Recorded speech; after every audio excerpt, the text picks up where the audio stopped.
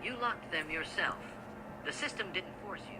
It just presented the catalog, and your ego did the rest. We've been conditioned to see progress as buying a more expensive perch, not owning the tree. A CEO making $500,000 a year can be just as trapped as an intern if his lifestyle requires $450,000 just to keep the creditors from plucking his feathers. The salary doesn't determine your freedom. The gap does. The empty space between what comes in and what goes out. And the system does everything to keep that gap smaller than a grain of sand. Hello, hello, hello, hello. Your voice so damn scratchy right now.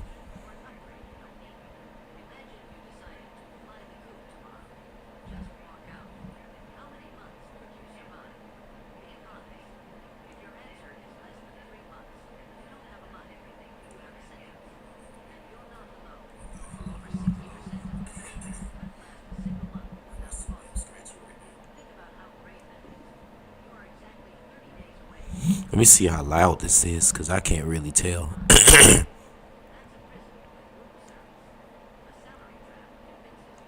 Turn the desktop audio down a little bit, and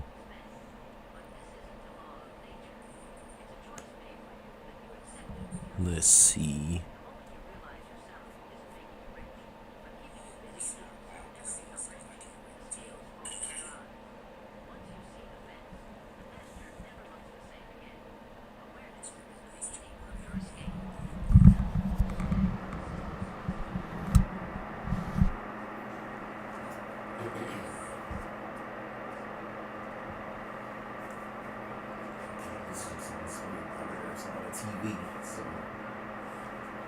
It's got like this got volume on it. All right, cool.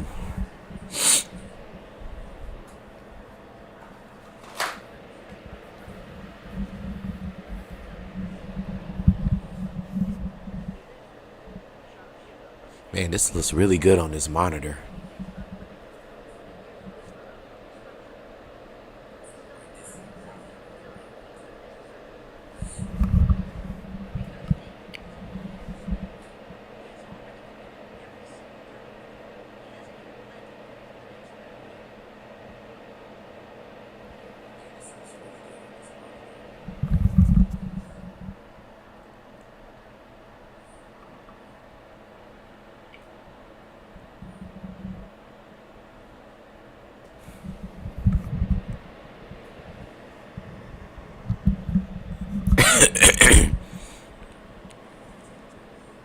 See how I'm looking on my phone.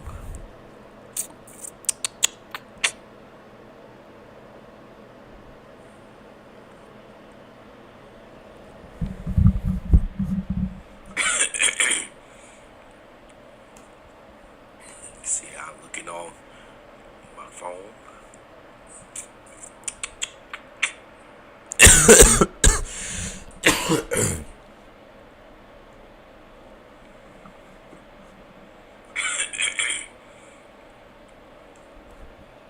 See how I'm looking on my phone.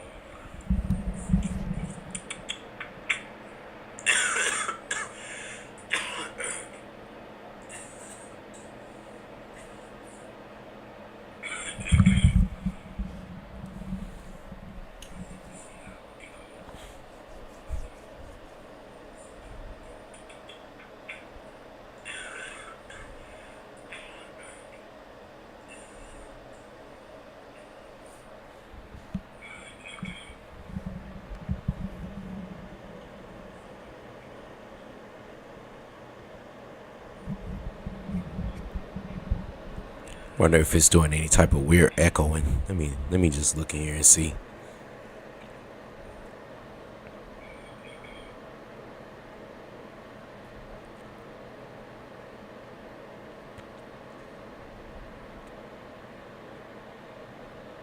Wonder if it's doing any type of weird echoing. Let me just look in here and see.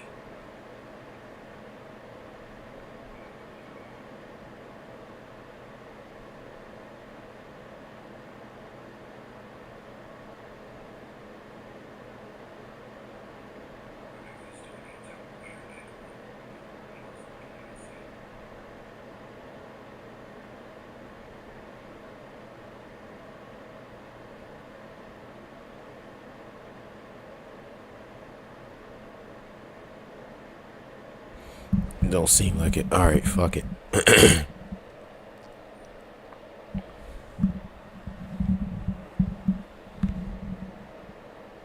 Maybe on a little bit too soon, but it's all good. I want to at least get this recorded.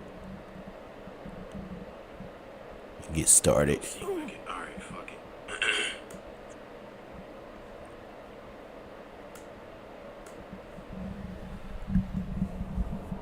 Maybe on a little bit too soon, but it's all good. I want to at least get this recorded. Get started.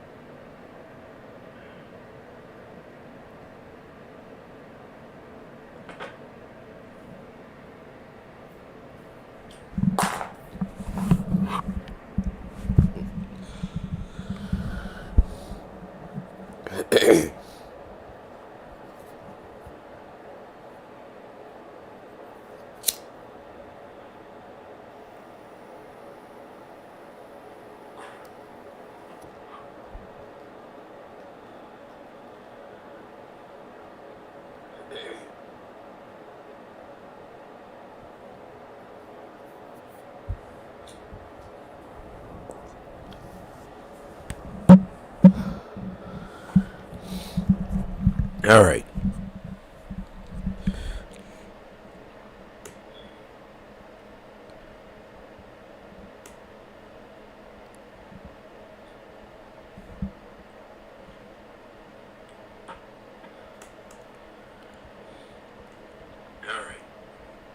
We're gonna delete that.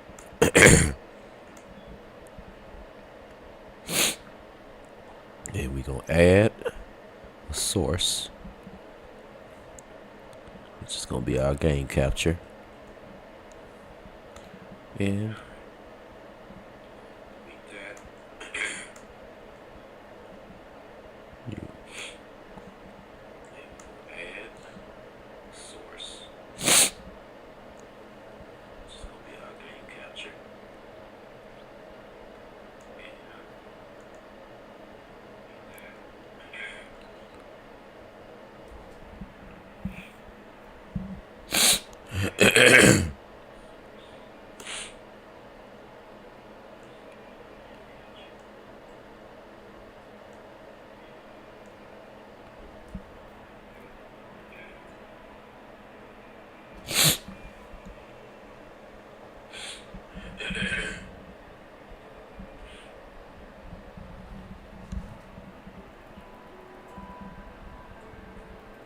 I need some damn speakers. This shit's super low.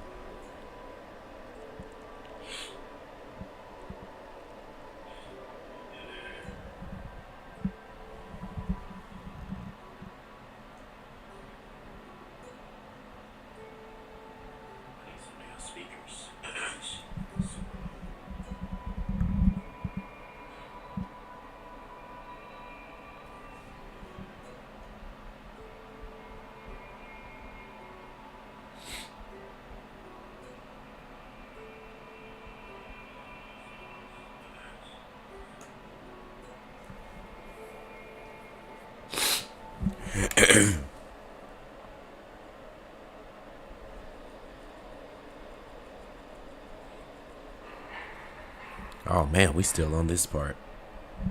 But I just beat the regenerator.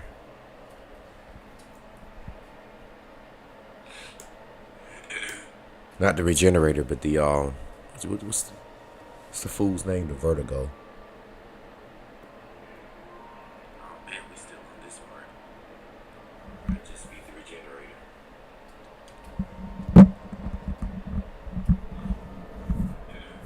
Not the regenerator, but the what's the fool's name? The vertigo.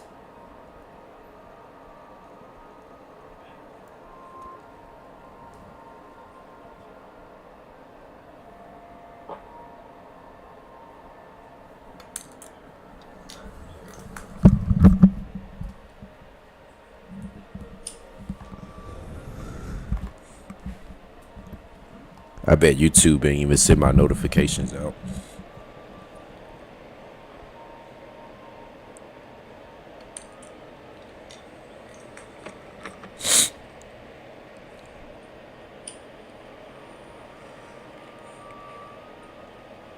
I bet YouTube ain't even send my notifications out.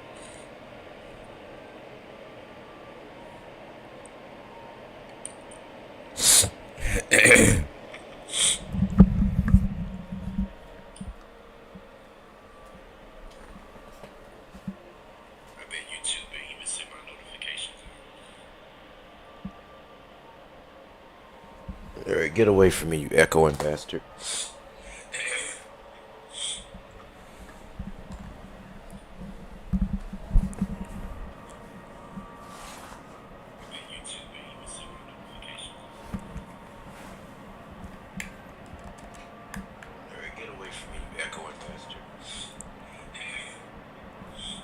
Whoever joins, welcome in. Whoever is in and maybe it's commenting and I guess I can't see it. I appreciate you for joining. I don't know what's going on right now. I'm pretty sure somebody in here right now though. Y'all gotta excuse me for my raspy voice. My damn got a sore throat from this weather change. Maybe it's commenting and I guess I can't see it. I appreciate you for joining. I don't know what's going on right now. I'm pretty sure somebody in here right now though. In the meantime, we gonna be still doing this as if it's a million people in here. So.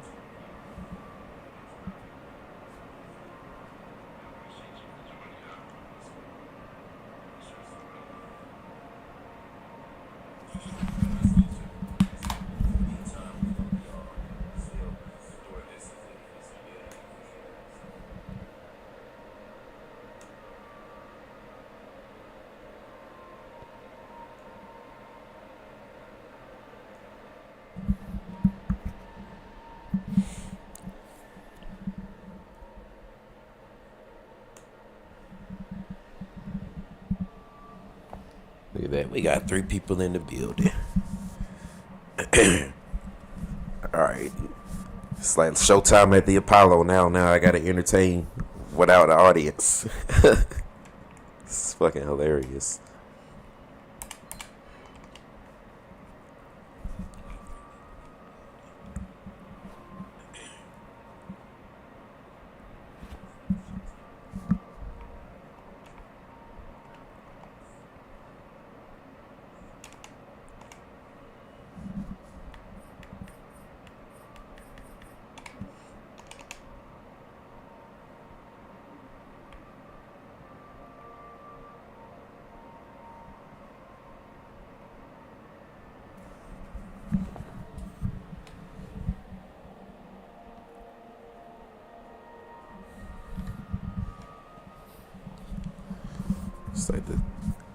It's like I'm thrown on the stage. It's like dance, puppet dance. We gonna dance tonight. I do remember it was a special item you could win with this game.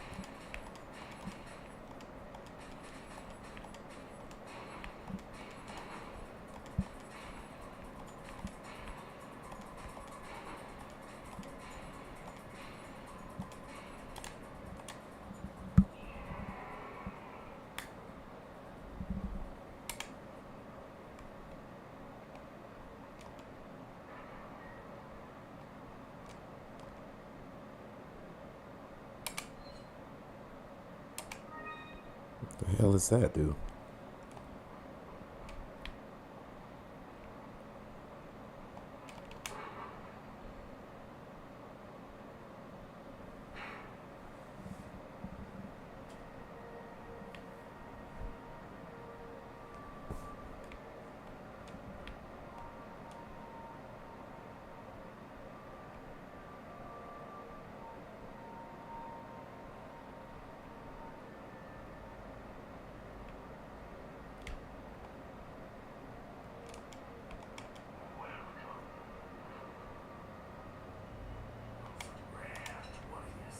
What are you selling?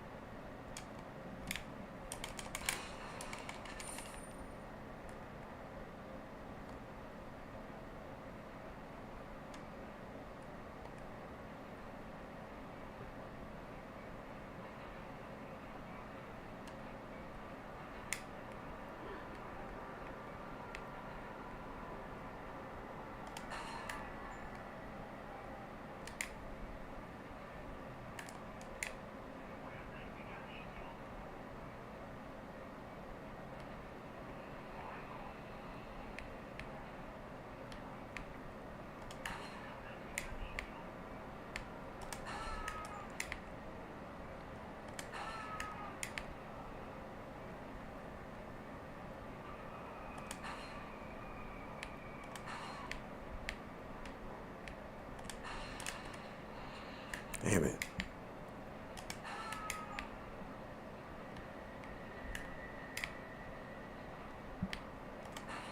Fuck. Motherfucker.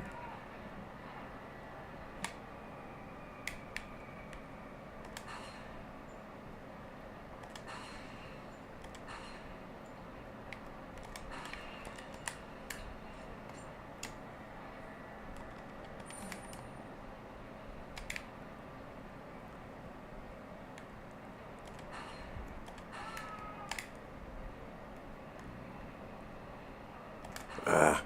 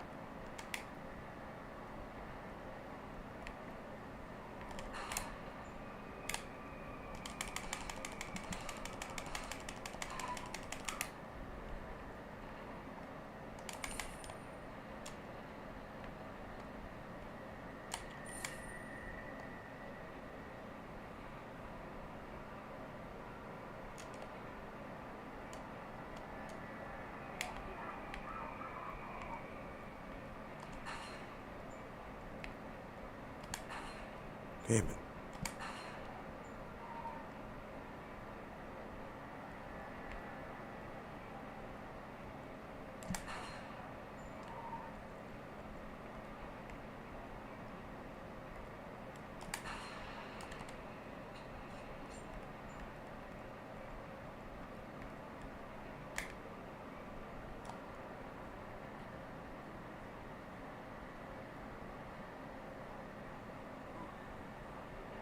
Ah.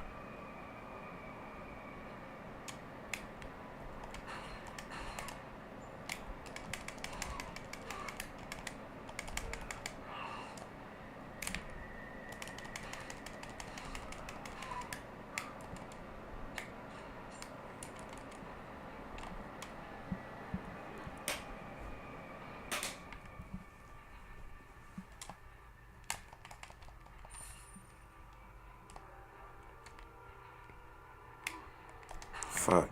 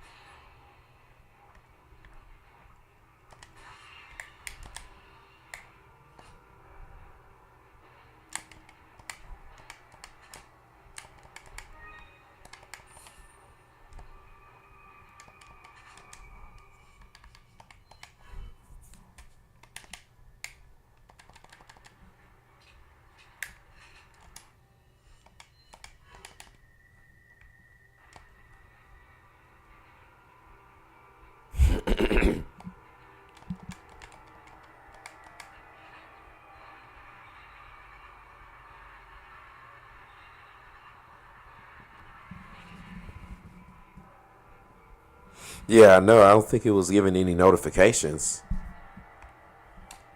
Since we not kissing YouTube's ass, I mean, I guess I don't. Whenever I go live, it don't really like notify everybody. That's why I generally like to just post it, So hopefully, it'll give that notification that way.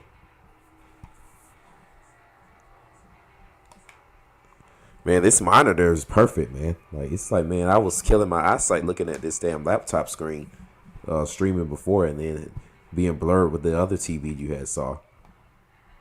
Man, if I had known this was this useful, I would have been got one.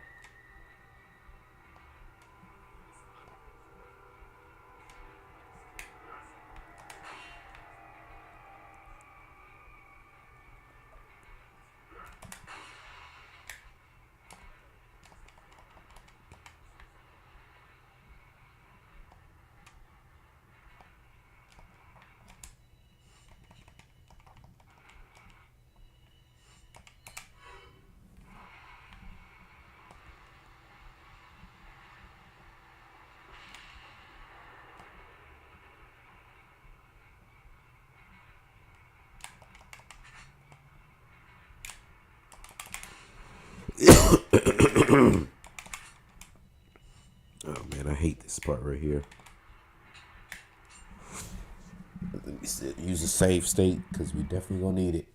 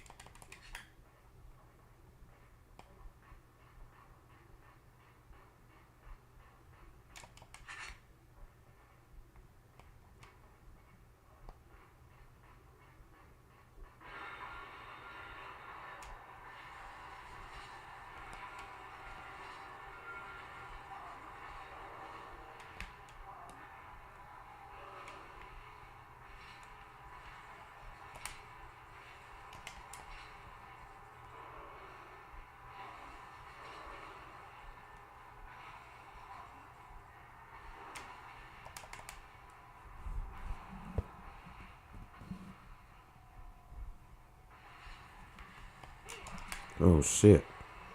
Yeah, I have noticed that it's improved quite a bit. I really haven't even made too many adjustments.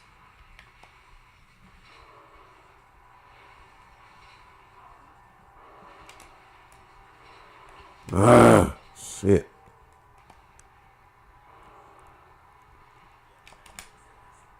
If I could at least get one of them in there.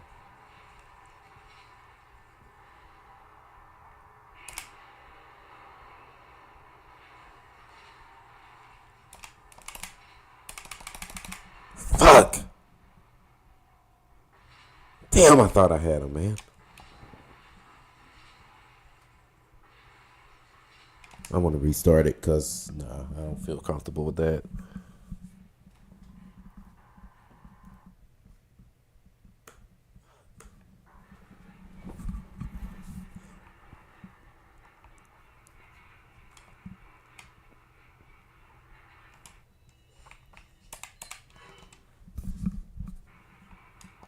What's crazy is I'm still using the same shitty microphone I used when I first started streaming. I haven't even really upgraded yet. Plan to get that soon though. At least I got the sound card, so if I get something that's good, I can adapt it on the laptop.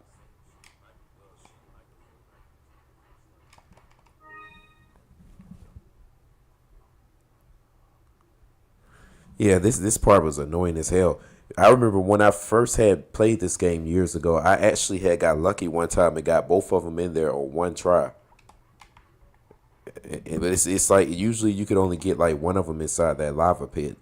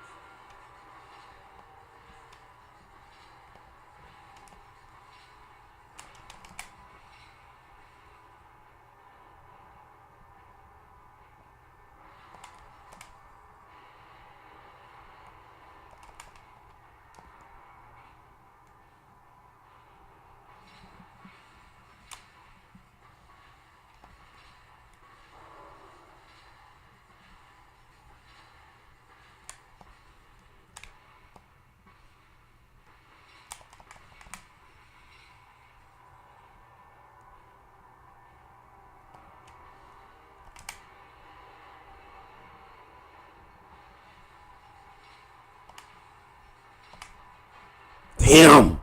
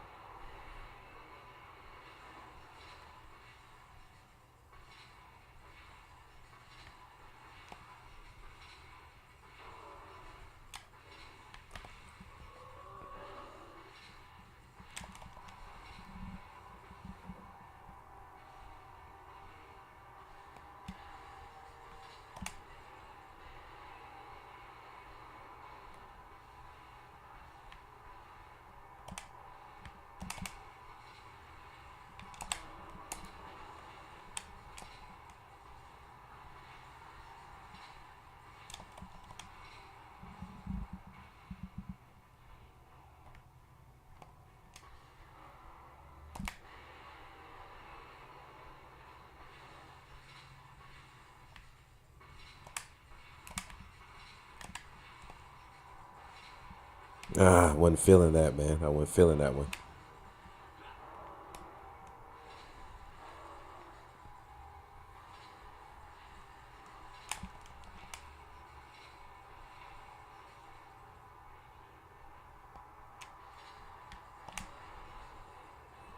Ooh, is he there?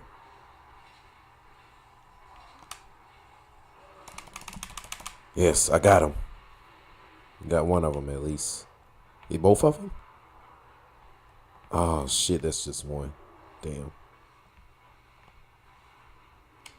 Fuck, I gotta kill the other one.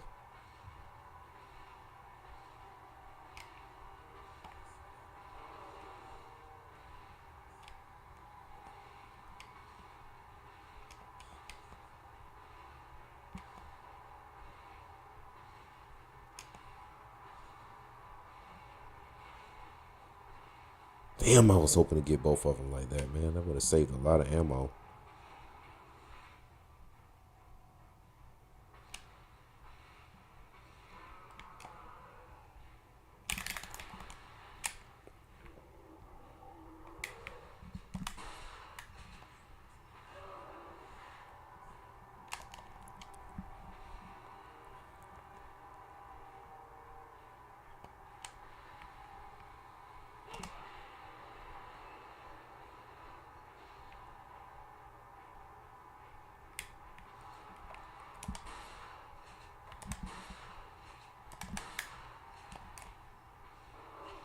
Ah.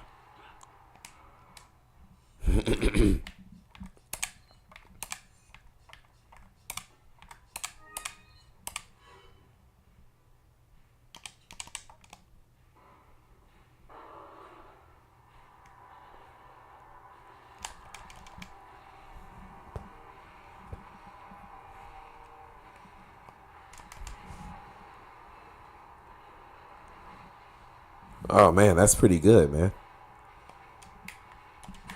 How far is it away from where you live?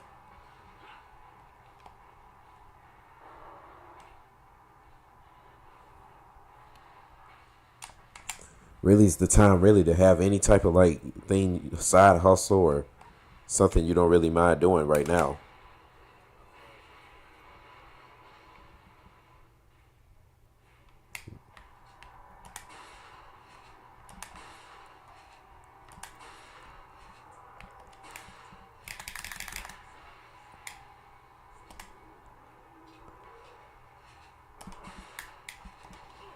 Damn, didn't really mean to do that.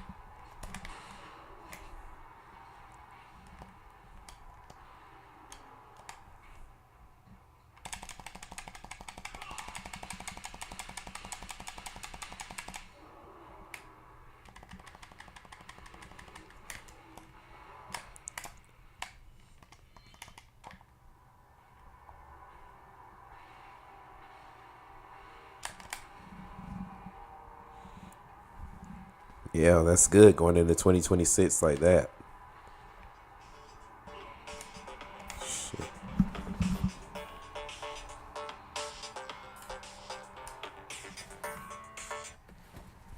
Hello.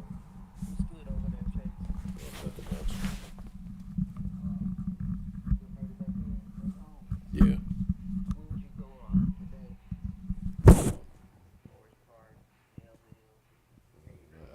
I can't really remember to be honest. Where did I go? Oh, I went over tomorrow. Down tomorrow. Yeah, a little bit of a sore throat. Yeah. Just some vitamins and stuff for right now. Not really nothing like synthetic.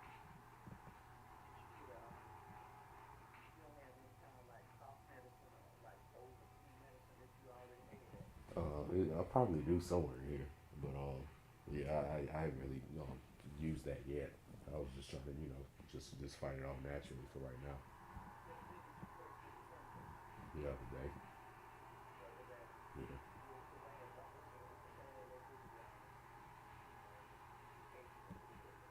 yeah, yeah, I'm sure. Yeah, yeah. I mean, like water and stuff. I mean, but I would, just take the little vitamins and let them, because all that stuff has all them same properties in it. So I mean, that pretty much does the same thing as I guess orange juice and the rest of it.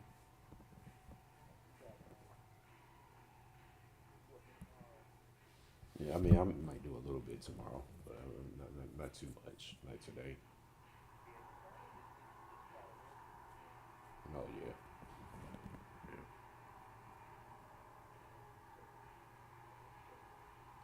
All right then.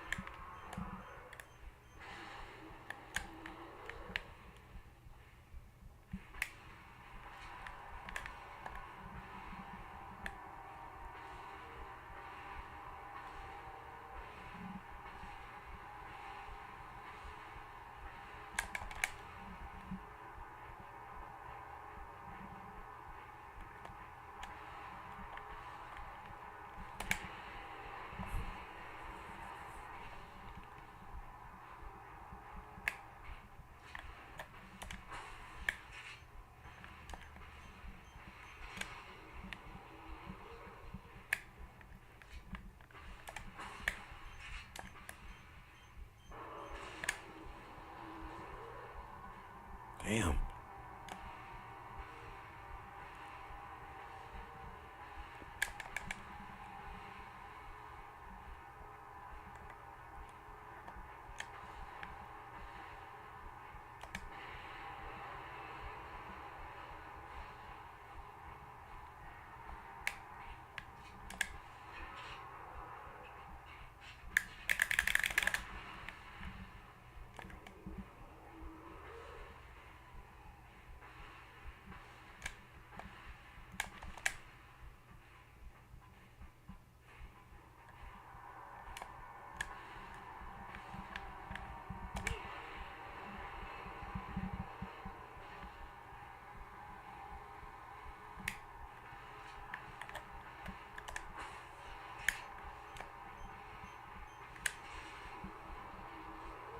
Bro, this man still ain't going down? Like, what the fuck?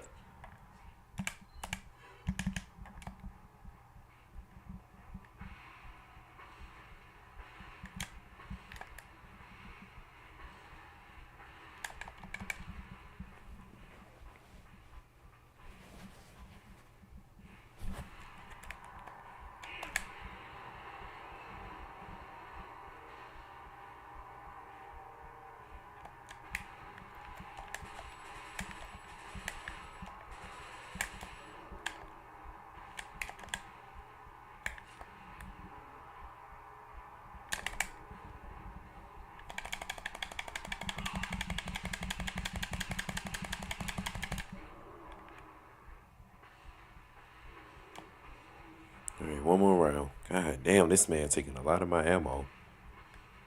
Shit.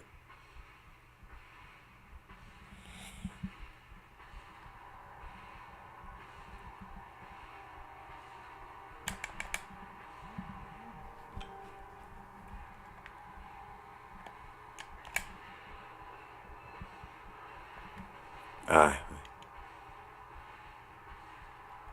missed him.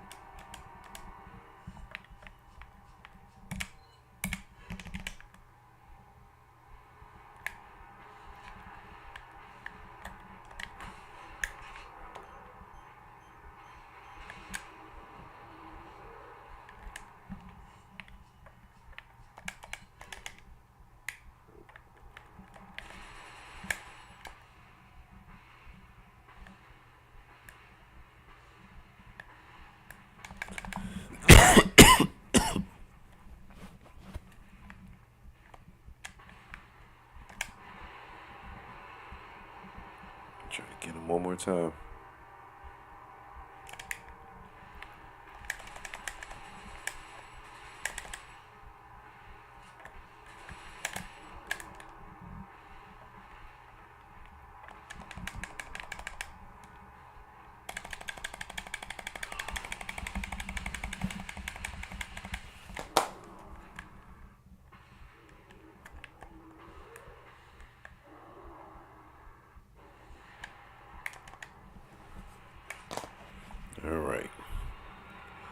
Motherfucker took a lot of my ammo.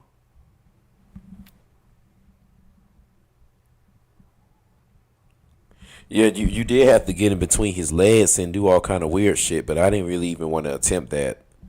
I've done it before, like where you could use a knife and go in between his legs, but it's hard to do that sometimes. And I ran out of flashbangs.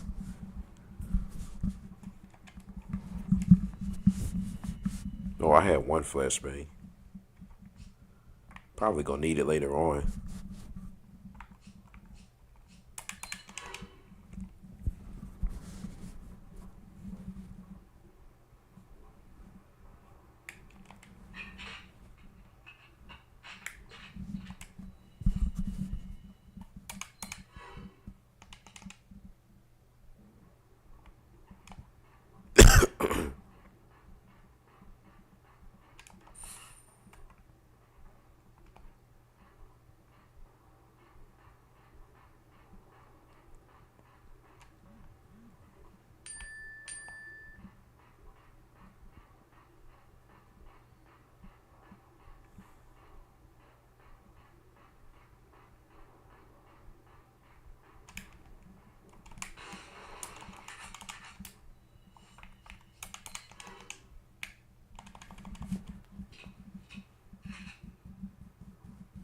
Oh yeah, definitely. Yeah, the crows. When you use it on them, you get a bunch of money.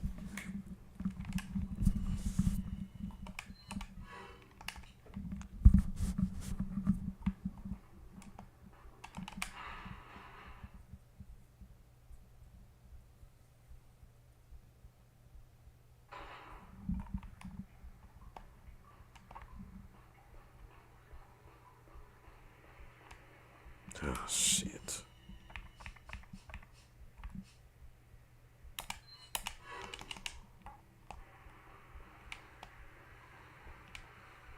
I fucking hate these things.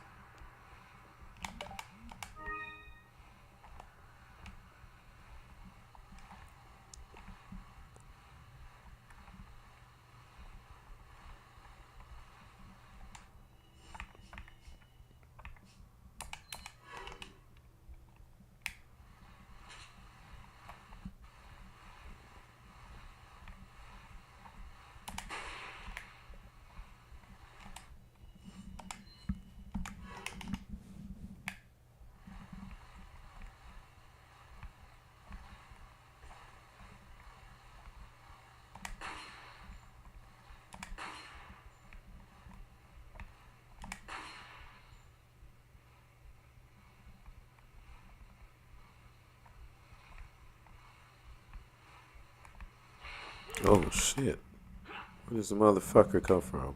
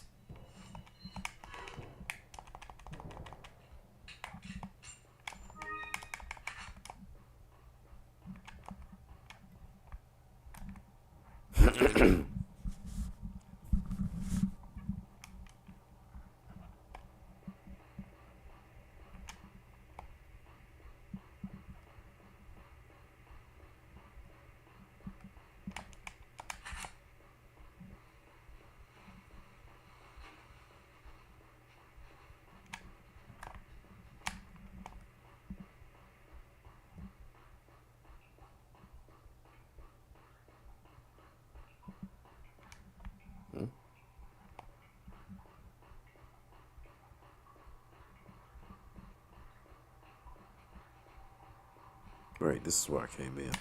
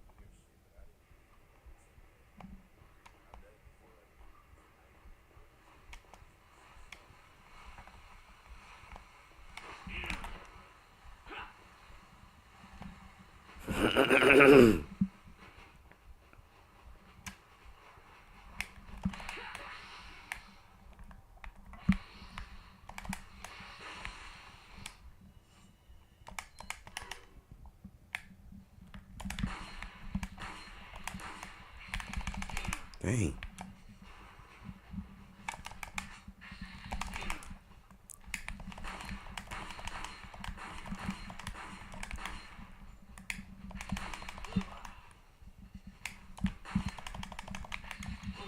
Oh, come on, man. It's partially my fault.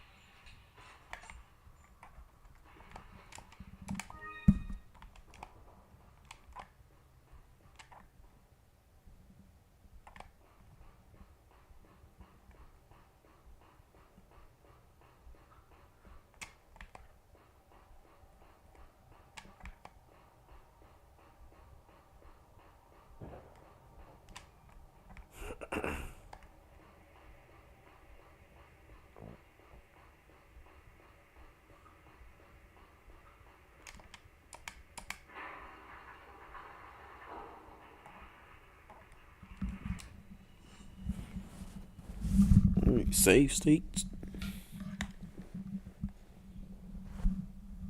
Hell yeah, I had to pull a Uzi Vert on him. The boy Alex. We welcome into the new year once again.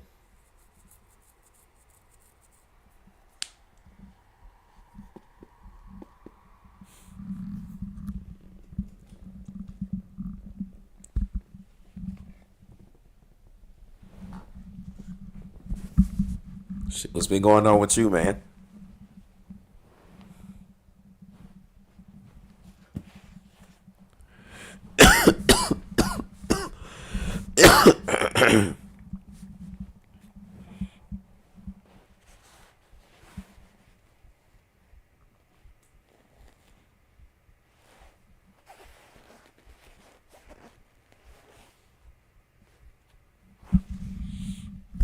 It really is kind of hard to believe we in the year 2026.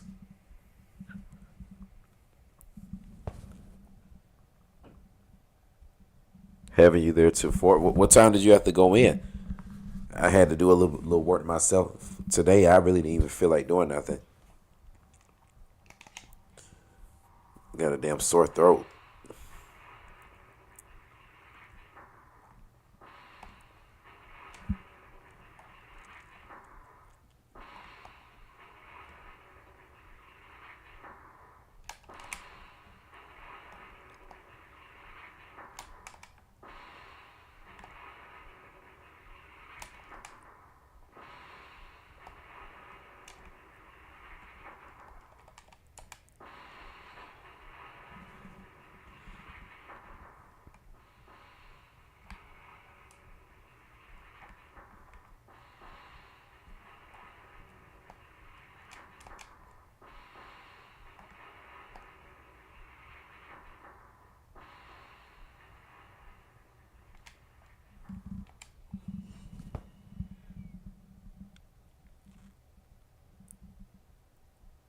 Shit, y'all had to work in a snowstorm?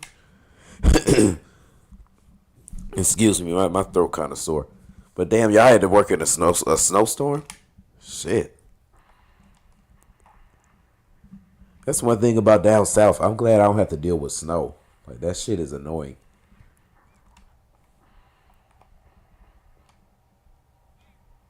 Why the hell would y'all even have to clean in a snowstorm? Like who would even be still working? That just seems abnormal to me down here.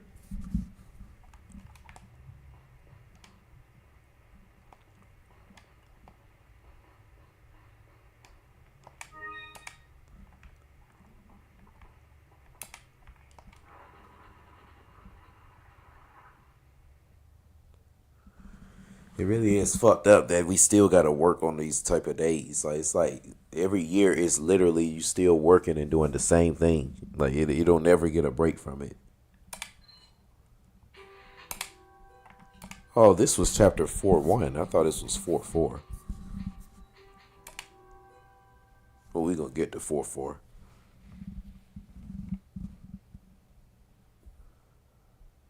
Wow, that's crazy. That sounds like some fucking school shit. Like we were in school and everybody would just show up randomly, and it would be like 3 students and shit in class on a snow day.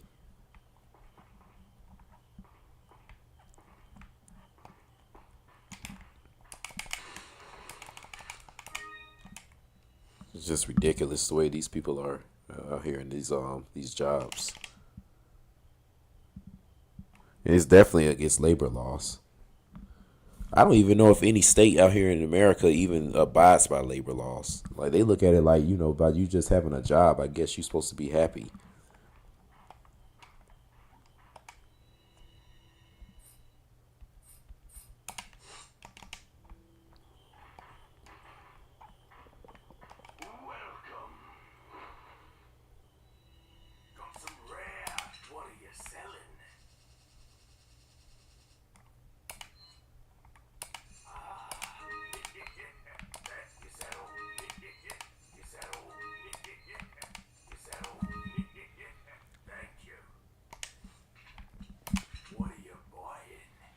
I do kind of need this briefcase, but um,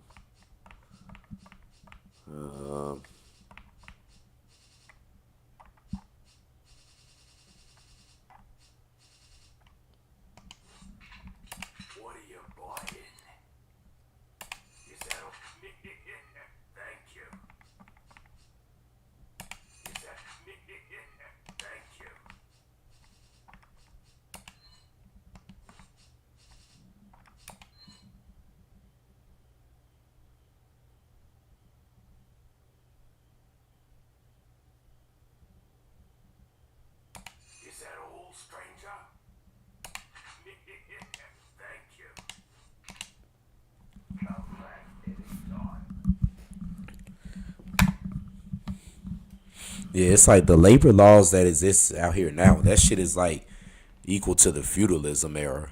Like the way you got to work now. I swear to God, there's no such thing as any type of like laws or rights or any of that shit.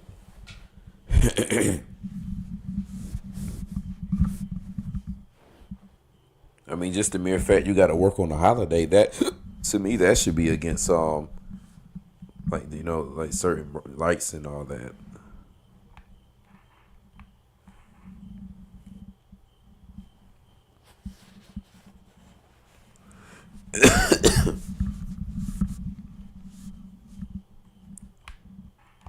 I'm just still kind of wondering, in maybe the year 2100 or whatever shit they gonna have, after we probably gonna be gone. Like, I wonder what's really gonna happen with this work society. Like, what is it gonna really convert into after this? Because we done went from fucking basically slave system to feudalism to fucking communism, then to capitalism. So I'm just wondering, like, what the hell is gonna be after this?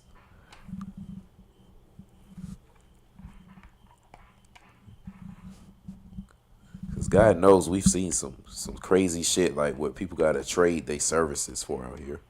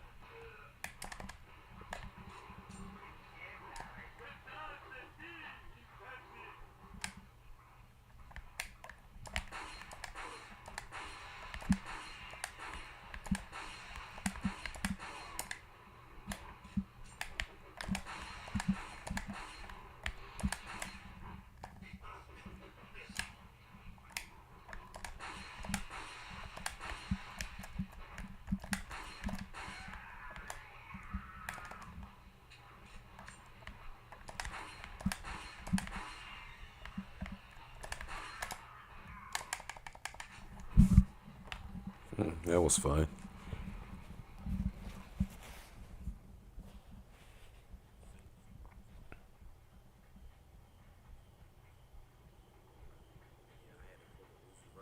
Yeah, I done seen like a trillion mods of this game. It's been pretty cool.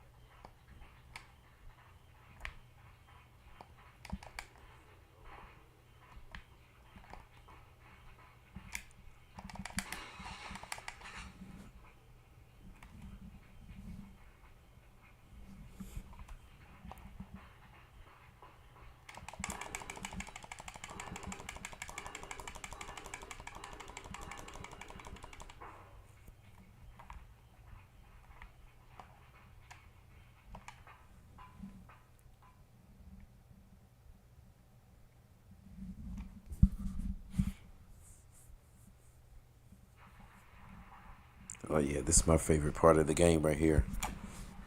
Or one of my favorite parts. Man, this brings back some memories.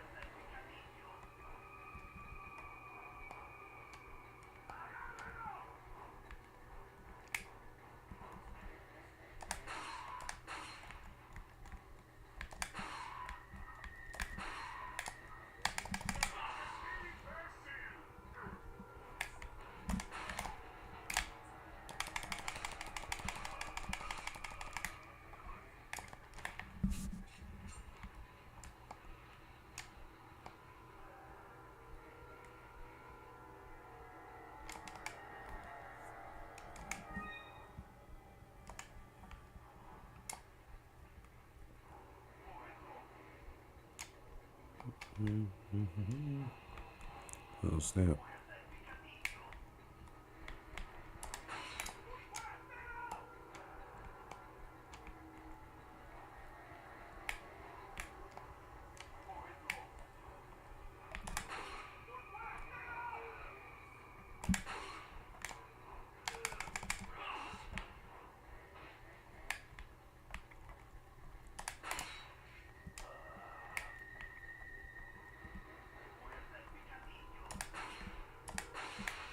Damn it.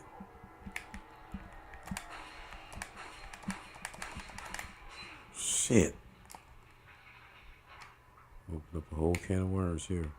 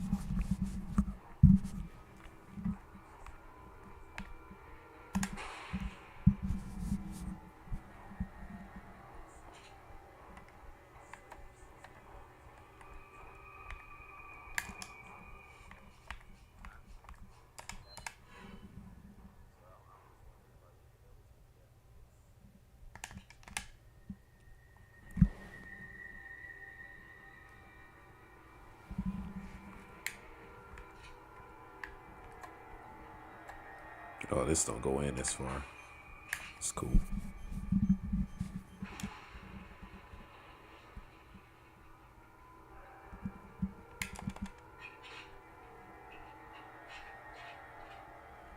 Damn, he still ain't dead.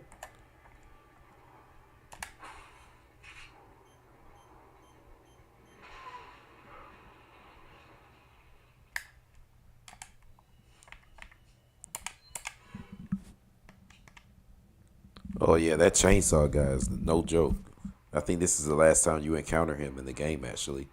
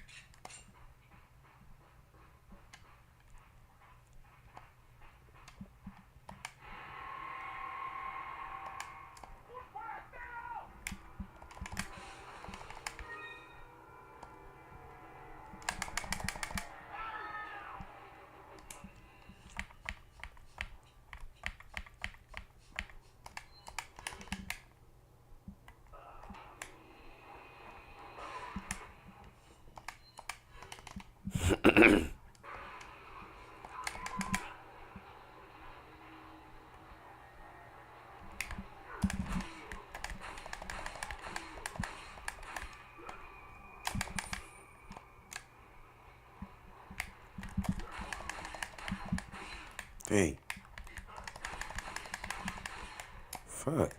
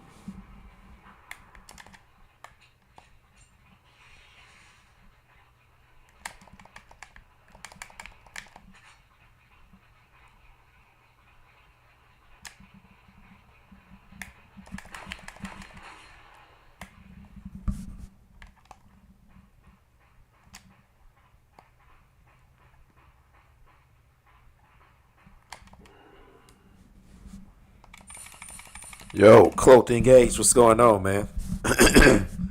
Just sitting here doing a little bit of Chapter 4 in Resident Evil 4. Going on the minecart part. Happy holidays. Going into another year as usual.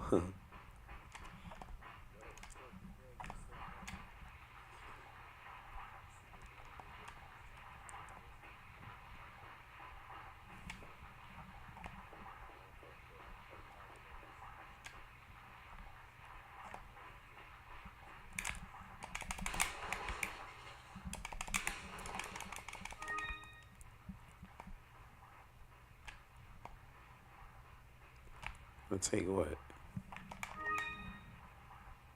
what. The OG version, hell yeah. Not the modded version, not the remake.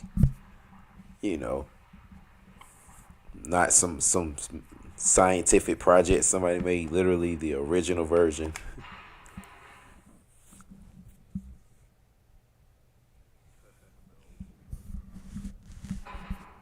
which is also torrented.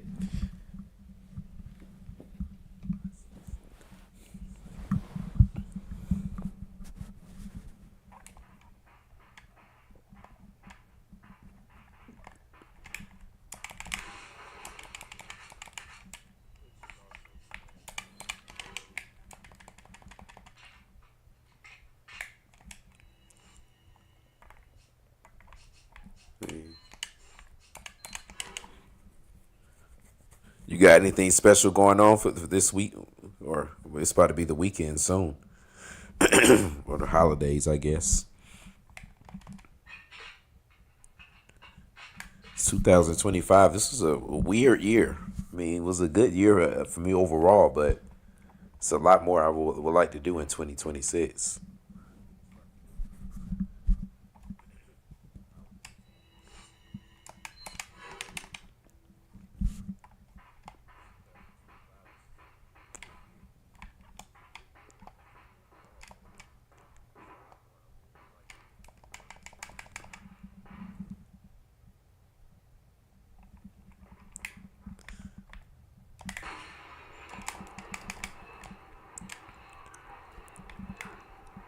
shit. Damn it.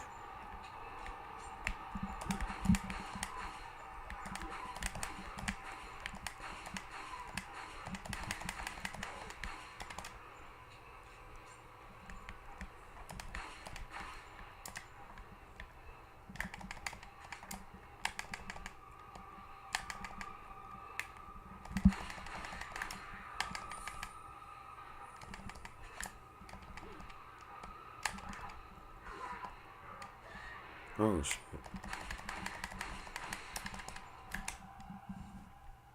Oh, I ran out of ammo? Damn.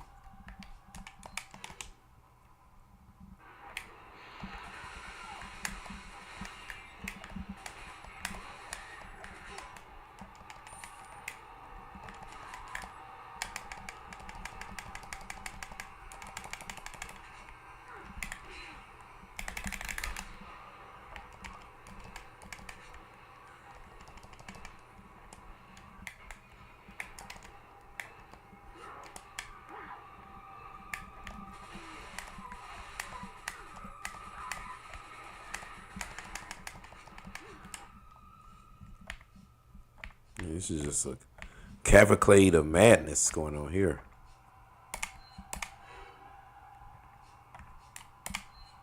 And I got something that'll soothe him down.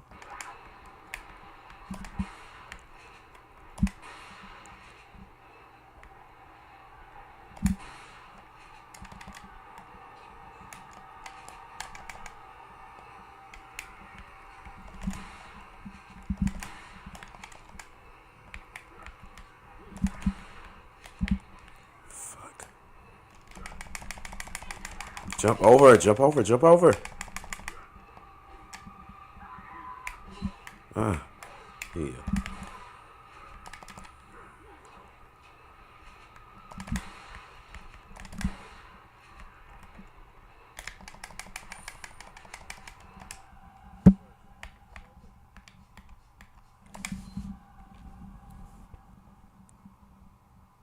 Yeah, man, it's been pretty rough. Yeah, same here. Same here, man. Yeah, the villagers are probably like the dumbest NPCs in the game, honestly. The only one I always have been concerned about is the chainsaw guy, because this is one hit kill.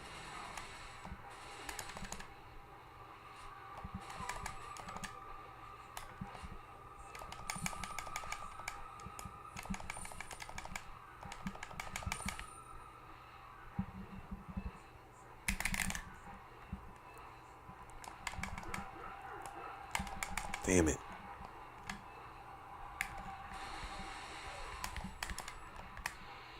Ah.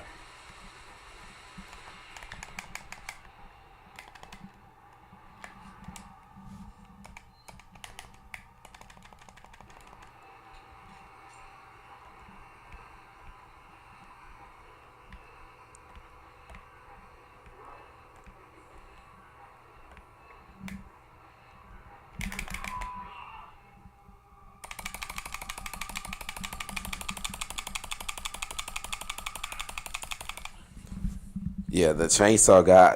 I like to challenge myself and try to kill him with a knife sometimes because he takes so many hit hit points. But usually when you fight him, it's like a bunch of villagers that's always around, so you can't never knife him like that. You never can get him alone. Like the way they programmed that was perfect. Because if you could get him by himself, I mean, you probably could defeat him with just a knife. Maybe like two shotgun blasts.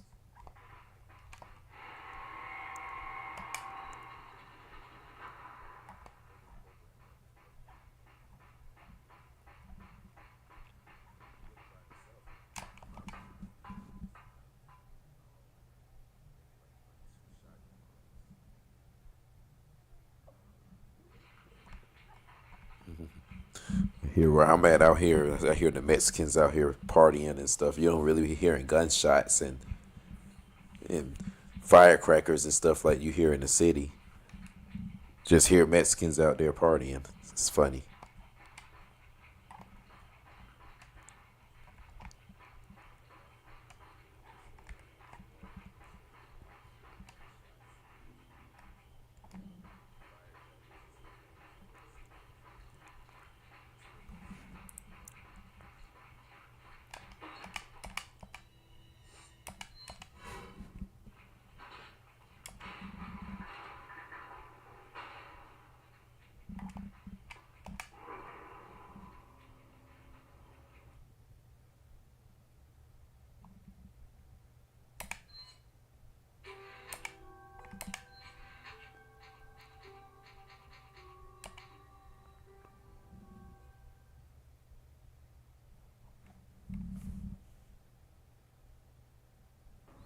Oh yeah, yeah, man. Like being in the city sucks sometimes. I mean, I liked. I mean, it's if I could go back, I'd live close to the city again. It's just too fucking expensive now. Like when I was doing my live streams before, my last place I was living at, yeah, that was more closer to the city. Like I literally was like probably 6 miles away from like downtown in Midtown of Atlanta. I was that close, but they basically priced everybody out in those areas and pushed everybody further away.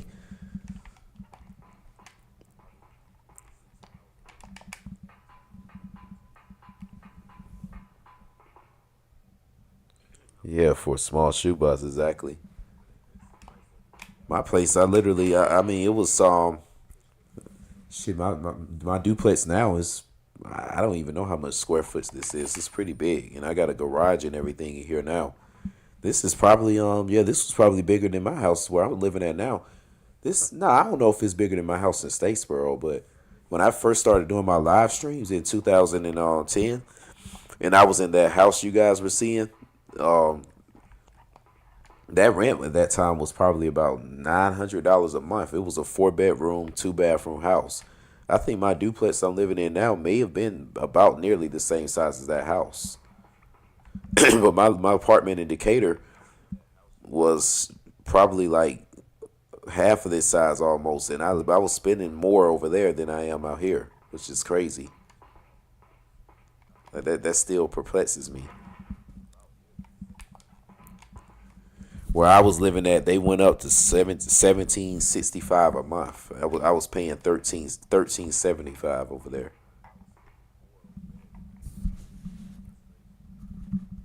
Yeah, the garage, man. Pretty soon I'm gonna be making productions in there. I need to go in there and do like some repair work and stuff and get it, somewhat livable. Like when I go in there and stuff, because it's cold as shit in there now. But pretty soon I'm gonna be doing some production work in there and stuff, so I could just have more room to film for the reviews. Because I do want to get back into making reviews. It's just that recently, man, having a transition into this place and and then with my friend, helping her get herself financially right so that she could help pay the rent and I don't have to have it all on my shoulder again.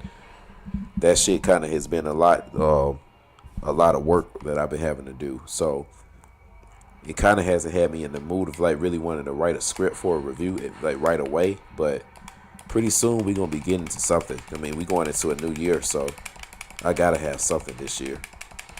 And I ain't just saying just a short, little review. I'm talking about a long form one.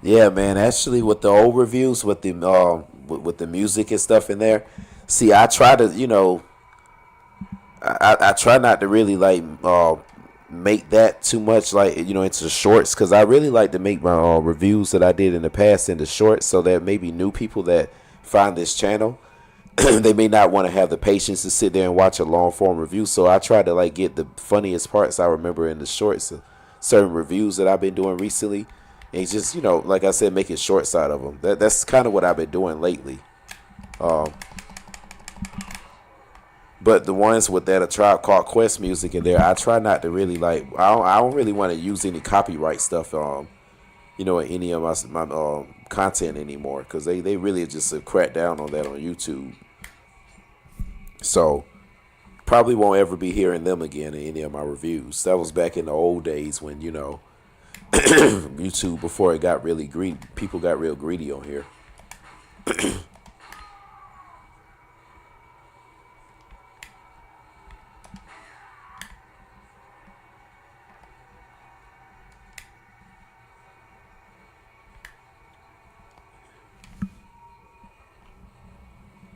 Yeah, they screwed me on the copyright shit.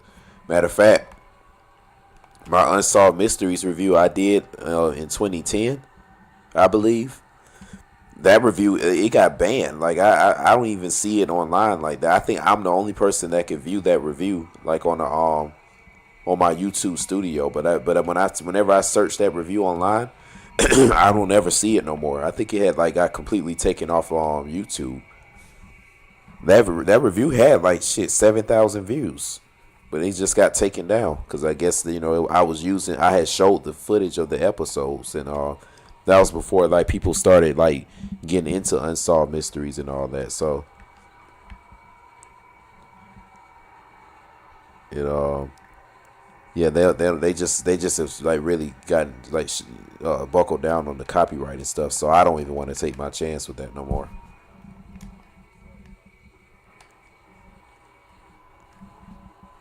Unless Q-Tip or one of them that was in the group, unless one of them had hit me up and shit it sponsored me, goddamn. I play the music all day then.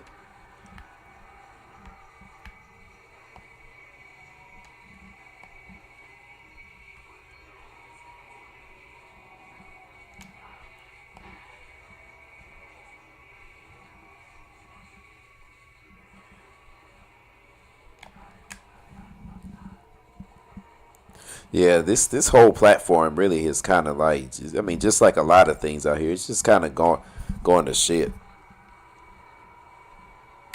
It really has. Like now, everybody's so thirsty to try to get go viral. Everybody's doing whatever they can to be trending. Yeah, I don't know. I just don't. I just think this shit is just a real big gimmick now.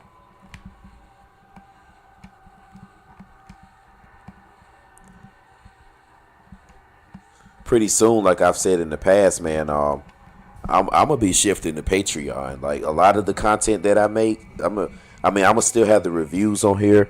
I still will be, going live and with y'all and everything like that. But like a lot of like specialized content I do, and probably even like certain movies that I put out, I'm probably gonna start shifting that stuff to Patreon because yeah, like YouTube, I'm not gonna lie, like yeah, it's.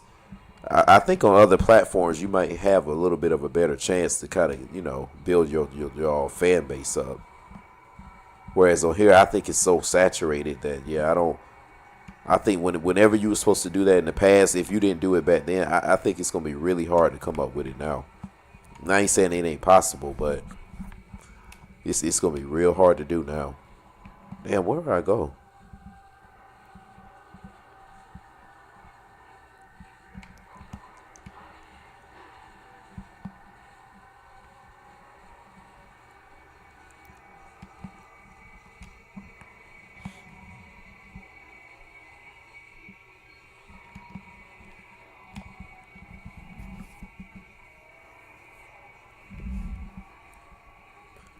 Yeah, Patreon. Well, I mean, they would probably get you for copyright now, but I think after a while they probably will get you for that.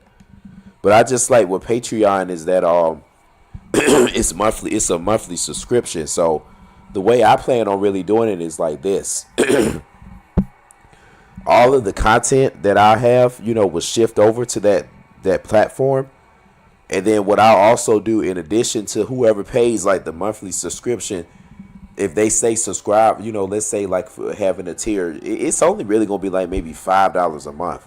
But if you stay subscribed, let's say for like a year, you'll get like a free shirt, because I have merchandise that I have Scorpio&Sebek merchandise, got belts, shirts, bags, like I got stickers, like I got wristbands, I got all kind of stuff that I had over the years that I had planned on selling.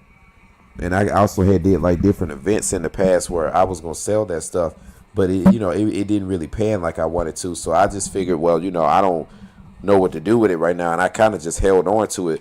But I don't know, something just kind of had given me an idea a couple of months ago, where I thought like, I could just give a lot of this stuff away, and then eventually, what I want to do in the Patreon is at some point, like I was saying, like with the business stuff, like I'll be showing y'all like how to actually, like if you want to figure out a way to do a passive income business, like a cleaning business or something like that, I'll show you exactly like how it works with the numbers, how to get the contracts. I mean, all that stuff. Because speaking of that, I just had a complaint yesterday from one of the accounts I had, and sometimes it be like where they try to threaten you to lose it.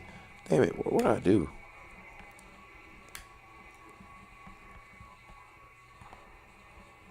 But yeah, I'm really thinking about shifting to Patreon, and like I said, make it like a sweepstakes where, you know, even in these live streams, I have it eventually like where I have the trivia stuff where whoever join in, and maybe like a moment like now, I'll have like a series of questions, and whoever the first person to get them right, I mail you out, saying the shirt, the belts, saying all that stuff. Matter of fact, I'm finna show y'all all. I'm finna show y'all my merchandise. Y'all think I'm bullshitting.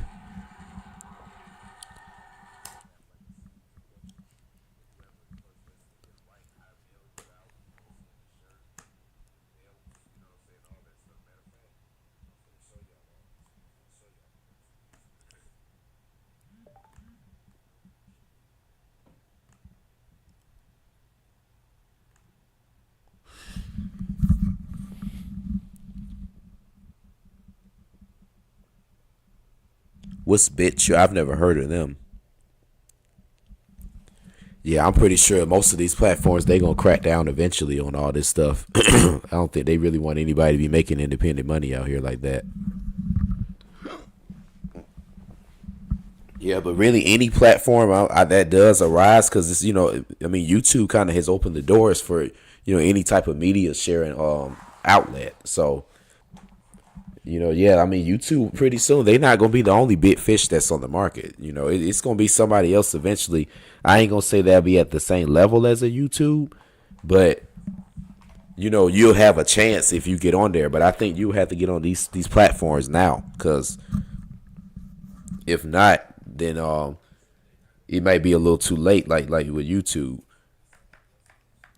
Cause I feel like I got on this thing late. If I had been on here, let's say in like '07 and '08, in the years when people were making reviews, they were low quality and it didn't really take that much effort like that, I probably would be a lot more popular now. I probably have a bigger fan base.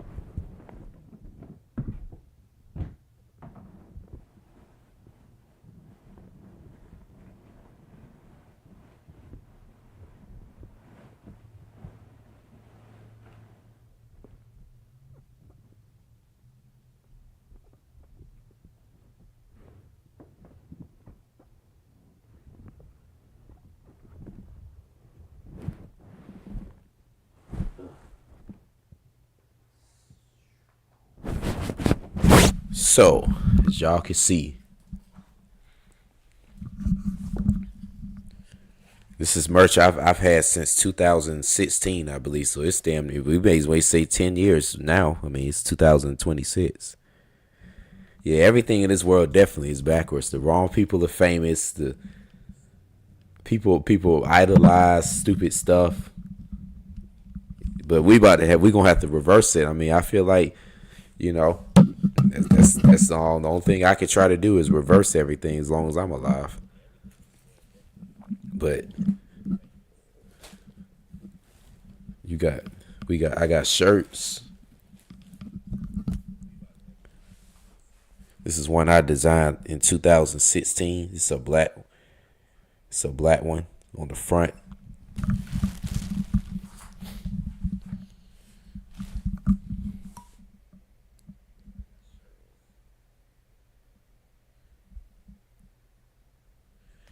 On the front it says live your fantasy.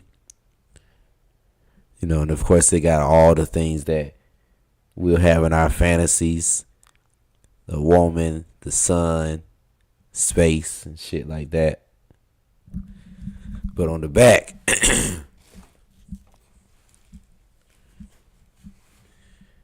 you gotta live the reality.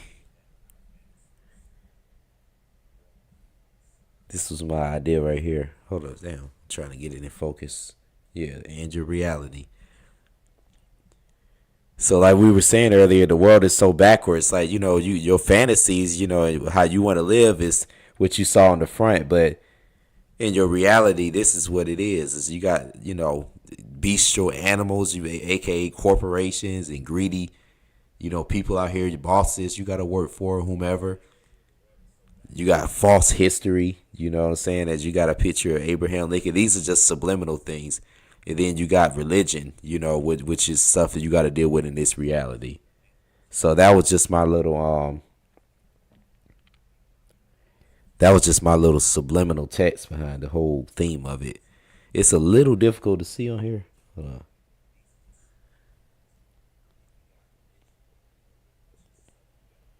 Yeah, it's a little text that's on it.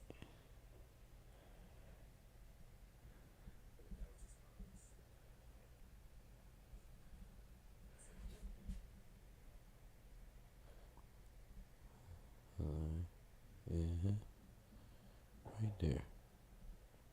So live your fantasy and your reality. So that's kind of like the theme I came up with back then. I might design the shirts a little bit differently because I do want to make some more of them.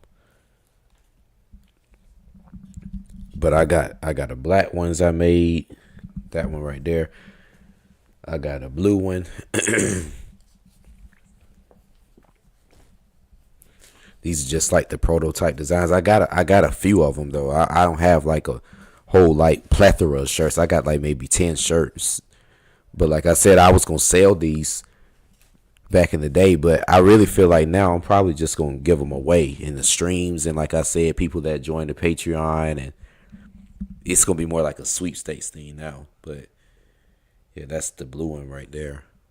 Let's get in this focus.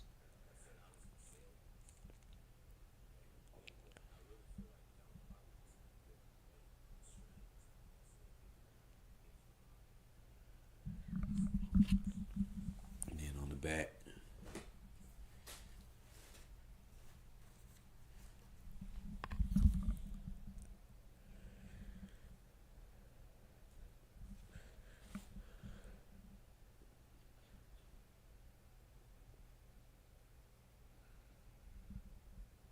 got that on the back of the blue. I got a I got a silver one too. Let's see if I can find the silver one. I think I got some silver ones left. I gave a lot of those shits to like my friends and my brother and other people in my family and stuff. So I don't know if I got all the colors left, but I do know I got that blue and black. I know that silver got to be in here somewhere. It's way deep down in here. Yeah, I ain't gonna lie. I'm gonna have to go dig through a lot to get that silver. But y'all see the concept of it though.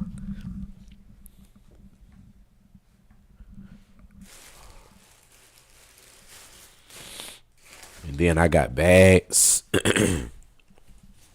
All this stuff, like I said, I'm planning on giving away. These more like they not exclusive. They more just like little drawstring bags, but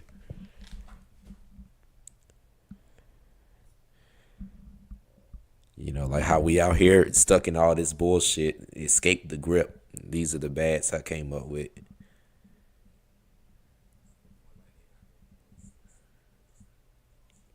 Little drawstring bag.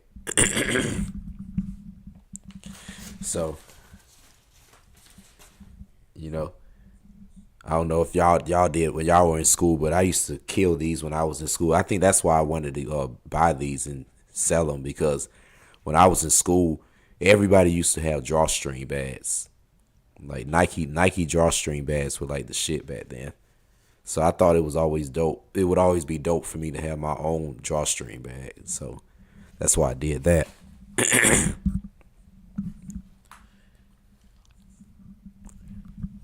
that. Show y'all the belts. These belts actually feel really comfortable too. I'm not gonna lie. If anybody were to ever get these belts, y'all will actually like them. These pretty feel comfortable. But they got the logo on it that my boy James created. The S&S logo, as y'all can see.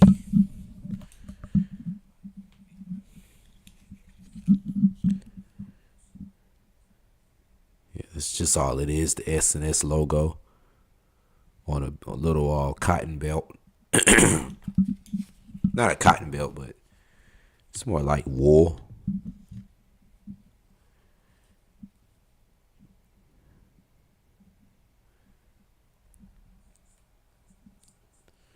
So I got blue belts, I got black belts. And I think I only just got blue and black belts.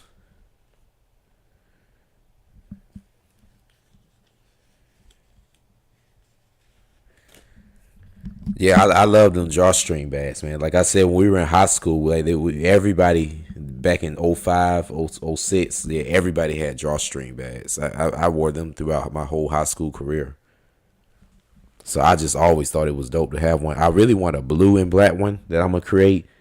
But this was just the first prototype design right here. So like I said, just probably imagine that. And really shit, I probably even have it soon. Well, whatever color you prefer, you just come up with whatever design you want to have in that color. But this is just the template design. And then you could customize your own colors with it. But I know with mine personally, I wanted to at least have a red one and a blue one, because blue was always my favorite color. But that's the bags. I got wristbands. I know y'all have seen the stickers before. Y'all probably have seen that like on my TV during my streams. And I'm pretty sure, yeah, y'all seen the wristbands. I'm tripping. Y'all seen the wristbands during the review. So yeah, y'all seen the wristbands. Y'all seen the stickers. The shirts, obviously, I've worn those during the reviews. The belts, like I said, I got the drawstring bag. You know, yeah, like that's for the most part, like what I got, right now. And as far as the wristbands, I got all different colors of those. Like I got purple, green, and red. I got all kind of colors with them. So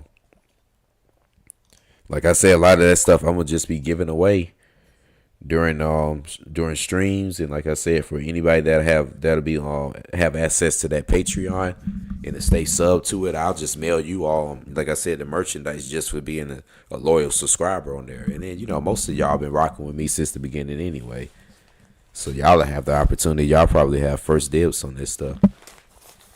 But yeah, this was thousands of dollars right here. Thousands. I mean, look at it.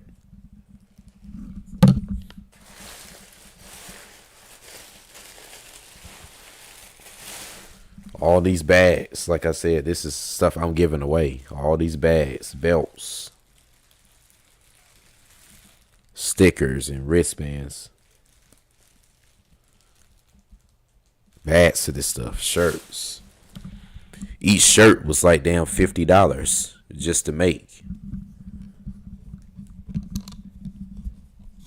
So that kind of goes to show you that it wasn't cheap to get this. It was definitely not no cheap quality either, so you don't have to worry about that.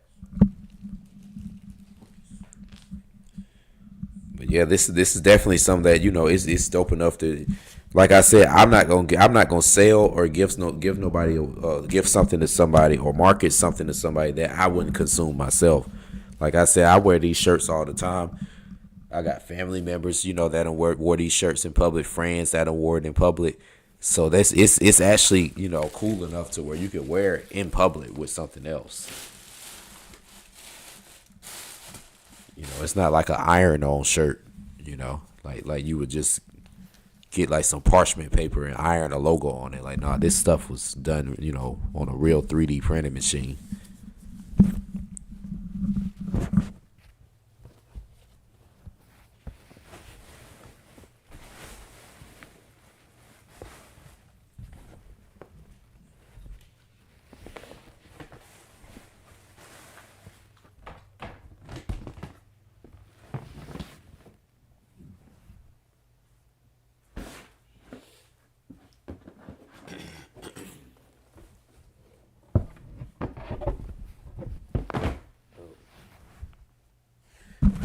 Yeah, but just had to give y'all a little, just give y'all a little bit of insight on that. I never. That's another thing I never showed y'all. I'm like, yeah, I bought that stuff back in 2016, cause man, again, these were ideas that I had when I was, starting my YouTube channel. Really, like all that merch y'all just saw, that was stuff I was supposed to have back in like 2011.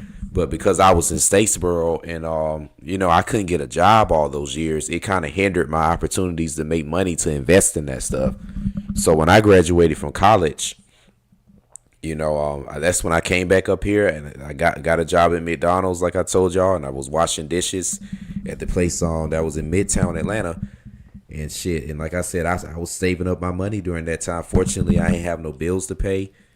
I didn't have any rent to pay, and I didn't even have to pay my own car insurance. My mom was, just added that to her insurance, so I was straight. I owned my car at that time. I bought it when I was 17, so I literally had zero expenses every month. So, and I was staying with my mom. So yeah, during that time, man, I invested in all that stuff. It took me like probably a whole year and a half to get all that.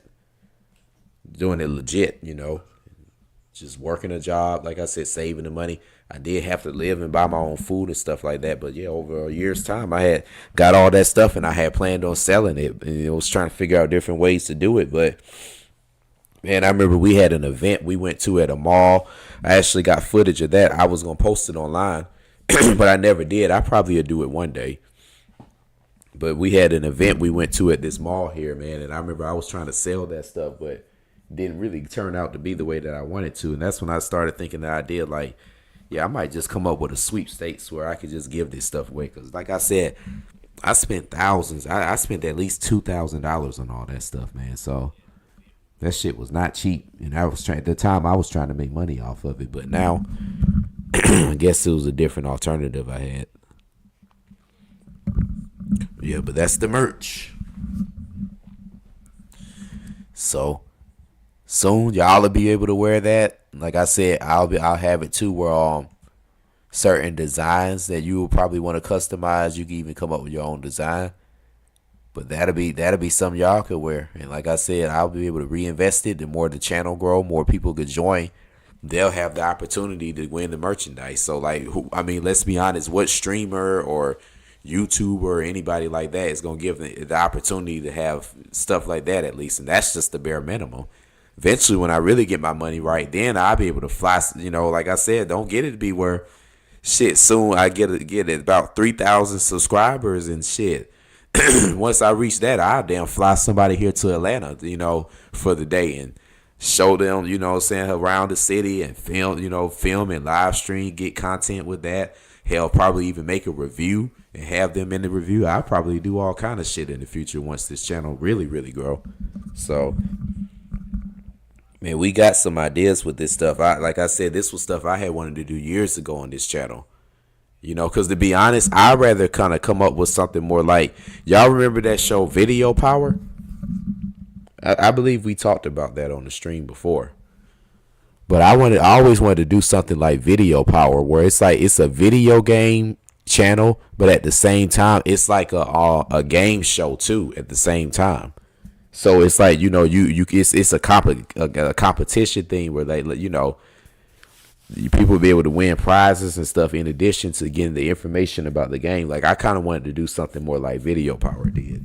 That's really where this channel is going, to be honest. It's going more to like a gaming competition channel where people be playing the game or whatnot, but it's like a competitive thing. I want to kind of bring that and revitalize that.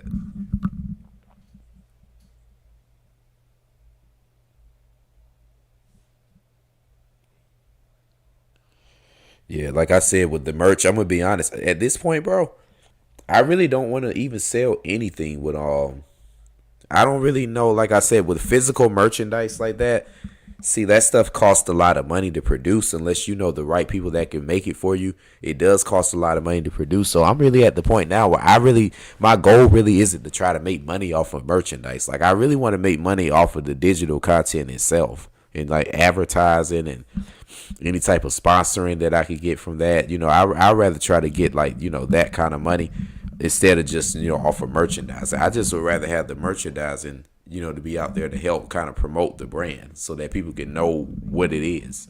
Because I mean, the merchandise is cool and everything like that, but it got to be associated with something that people are familiar with. And I will say I'm not known on YouTube, but these reviews are they're not popular, but they are known among the community. So I'll at least say that, like between the reviews and then the other content I've had on this channel, it is like the brand, the merchandise is associated with a certain brand that people are familiar with. People are familiar with SNS. So that's why, I'd rather just let the merchandise. It's almost like when you go into a professional sports game and you seeing that team's jersey, like, what I'm saying? Like when people see what my merchandise out in public, it's almost like wearing, like wearing a jersey, the way I look at it, So like, I really don't even honestly want to sell this stuff to y'all. I mean, because if I did, I would have to sell it for like fucking $60 a shirt, $70 a shirt, crazy prices like that just to make a profit. And it's not really worth it. I don't really want to bust nobody's head. If it was up to me, I'd rather go back to the old days when we were young.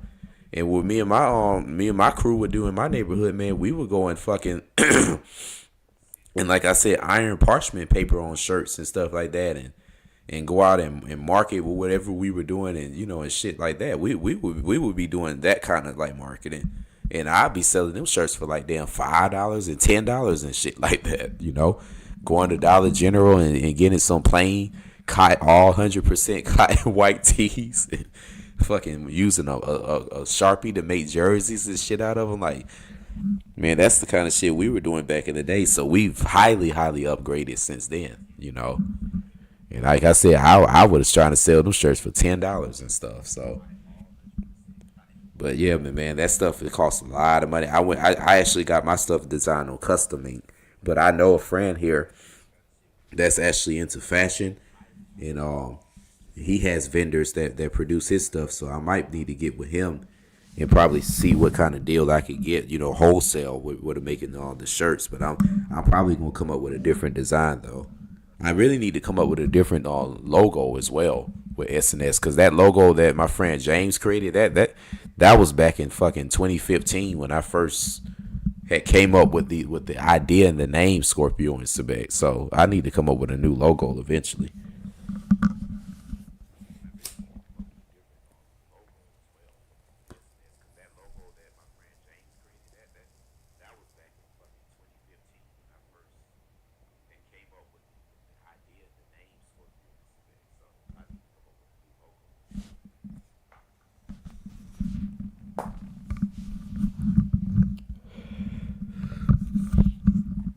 Yep.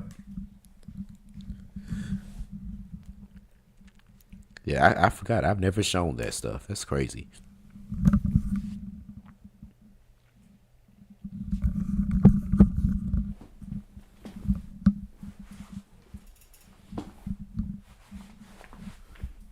This shit been sitting here just crapping dust for like damn near 9 years. I would say about a cool 8 years. So, yeah, like I need to really get on that. And like I said, 2026, probably starting out with these live streams. Man, you know what? Probably starting in like I give y'all give me until about like February, I'll say. So y'all better keep joining these streams, and y'all better keep staying tuned in on the channel, cause I'm gonna say probably starting in like February, I might just start giving this shit out. The same shirts y'all saw, belts, stickers, and all that stuff. Just give it in a bundle, and like I said, I might just start shipping that stuff out whenever I decide on whoever wins it or whatever, however that go. Just get your email information. I get with you and get your shipping information, and then we just ship that stuff out.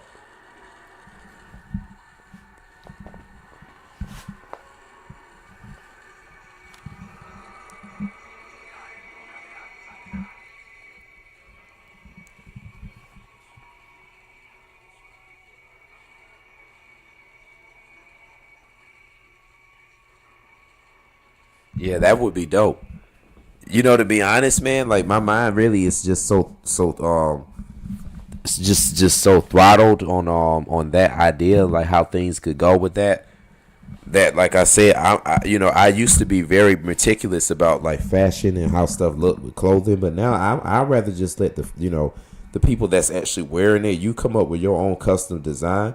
And like I said, it just is gonna have a different S&S like imprint on it. But you're gonna basically be able to come up with your own designs. Like I'm gonna eventually come up with something like that.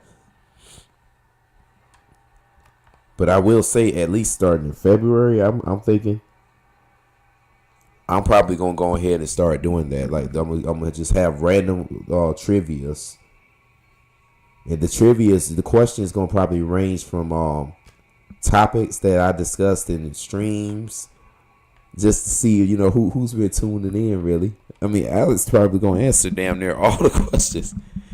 I bet Alex is gonna probably be you gonna have like all the S&S merchandise. But fucking, it's gonna be a mixture of that. It's gonna be a mixture of just pop culture relevant stuff. It'll be video game stuff. It's gonna be just kind of a mixture of everything. So yeah, it's gonna be pretty cool. And I'll come up. I'll describe later. I might even make just a separate video on that, like before I go live, as far as like how I set everything up. But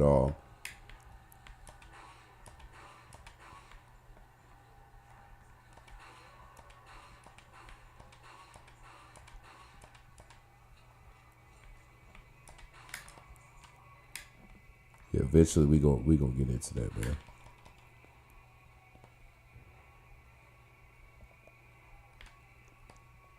I'm trying to remember.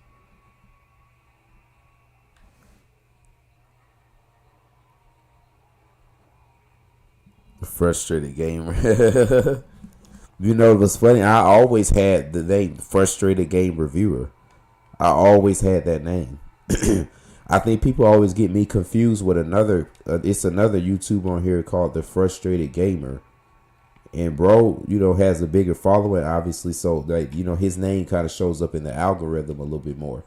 But I've always had that name, The Frustrated Game Reviewer. Nobody ever used that name. The frustrated. At first, it was The Frustrated Game Reviewer. Like it was particularly that. But then it was just, the Frustrated Game Reviewer. And I just stuck with it. How do I get this damn thing to move, man?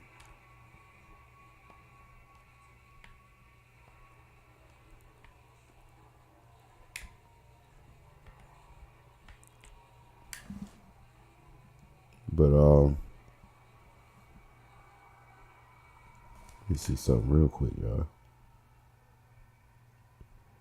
Yeah, like I said, I remember when I came up with the name, I was sitting in my integrated science class, and I just thought like all the years I was playing video games, like how I felt about them and shit like that. And then on top of that, I didn't want to use like nothing similar to the angry video game nerd. So it just kind of came to me like Frustrated Game Reviewer. Like I don't know, it just kind of just came to me. I remember. And I remember I had asked Jimmy, I said, like, what you think about the name, The Frustrated Game Reviewer? He was like, I think that'll work out. I think that'll work. He thought it was a little dull at first, which I agree to a certain extent. But I just wanted it to be something that people could be familiar with real quick, and it would kind of separate me from the AVGN thing. Like I was trying to do my best to separate myself from that.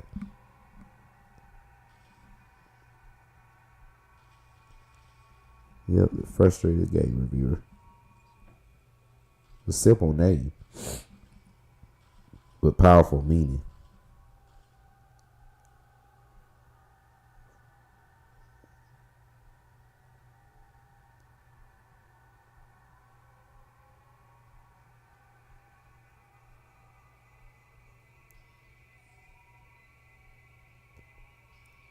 I'm trying to see where I gotta go. I forgot on this part. Give me just a second.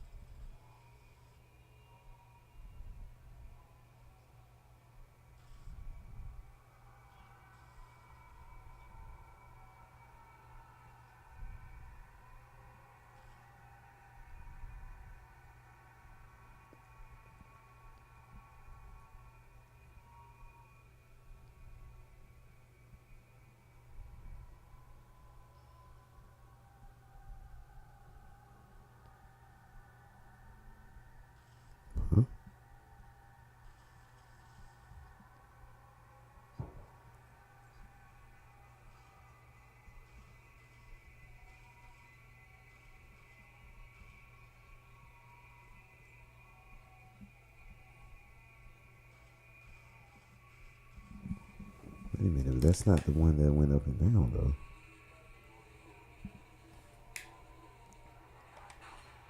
There we go.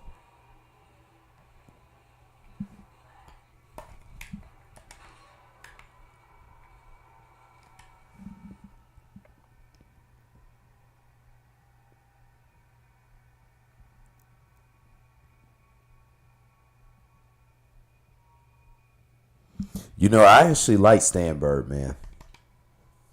When I first came up with the name, again, I was kind of like looking at all the different people that had did the video game reviewing thing. And it was only a very small few of them that kind of stood out to me. And I remember Stan Birdman reviewed a lot of games that I thought were really obscure.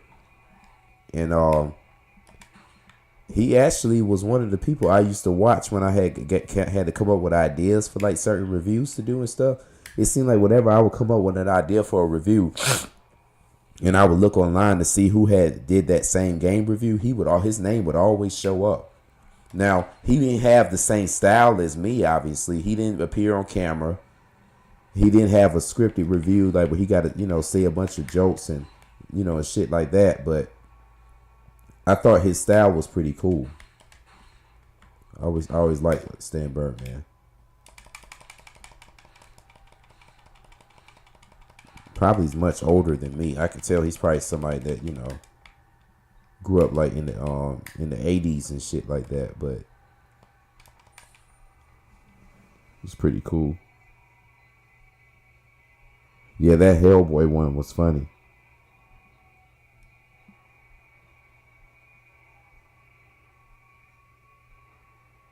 Yeah, he did. Yeah, Stan Birdman kind of went crazy. Yeah, I do remember that part.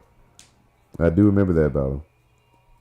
And yeah, I remember that guy Half-Bit Reviews there. I remember he reviewed what's the fighting game I reviewed? Pit Fighter. I remember his Pit Fighter review was pretty cool. And it's another guy on here, Blue Mages. He had reviewed Death Trap Dungeon. He's like one of the only people that reviewed that. He's a pretty good reviewer too. Yeah, it's a lot of obscure reviewers on here that's underrated. That when y'all start throwing their name out, I remember they reviews pretty well. And yeah, Half-Bit.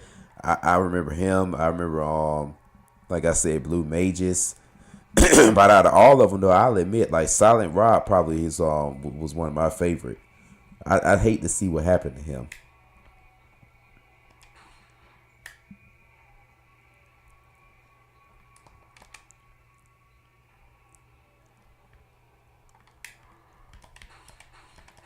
Fuck.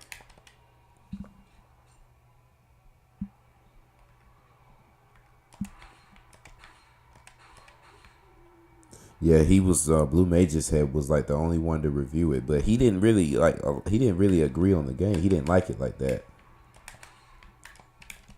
And everybody had their own opinion. Ain't nothing wrong with that. But I thought when I saw his review of Death Trap Dungeon, it was pretty cool. But I thought that he should have probably elaborated a little bit more. If he had actually gotten further in the game, which he probably didn't have the patience to do, and it's rightfully so.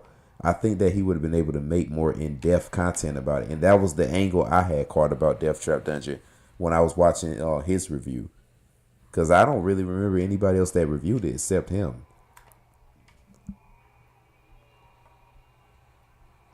Yeah, I don't know. People, kind of. I think they're making the AI thing a little overrated. I really do. I don't think it's going to be taking people's jobs and everything. Because it's like even now, like I could tell when something is AI and when it isn't. Like it's like the gimmick is up. It's like playing this. Like when I played this for the first time and the Chainsaw Man showed up, man, he was scary as fuck when I first had seen this. But I mean, after doing this a million times, and it's like after a while, like okay. You know when he comes what to do. You shoot him in the leg with the shotgun and knife him a bunch of times, and that's it. Like you kind of got the whole concept figured out, and that's how I feel like with AI. I mean, most of the time when I see a video, I just know when it's AI. Especially if you somebody that look at a computer screen all day. You mean you could just tell, you know, with certain things. So I don't think it's just gonna be something that's gonna, you know, come and take everybody's jobs. And I mean, I know one thing, it's damn sure not gonna get up under no fucking sink and change no pipes or change out a toilet or some shit like that. So I just think it's just, you know, another scare, like when they scare people with the Y2K thing, and, you know, and fucking SARS and other shit out here.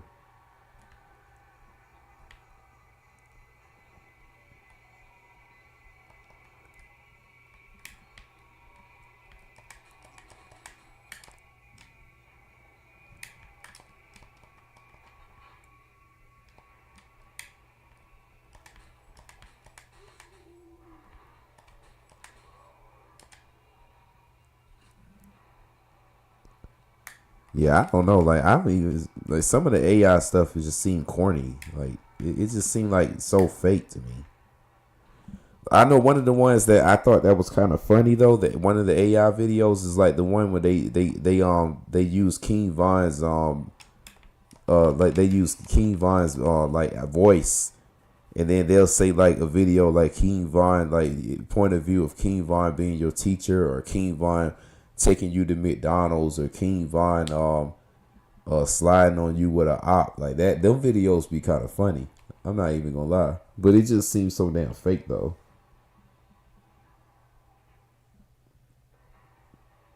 Oh, definitely, definitely. You know what's crazy? So I mean, you know, sometimes I wonder, like, you know, they've had like the stuff like Project, what's it called, Blue Beam, and, you know, and all that stuff. It just made me wonder, like, you know, like with holograms and all that, like, have they already been doing that stuff anyway? You know, because I remember one day, I don't know if this was, you know, AI, or, you know, I mean, I'll be honest, I can't tell you what it was. It's been almost 3 years since I seen this. Shit.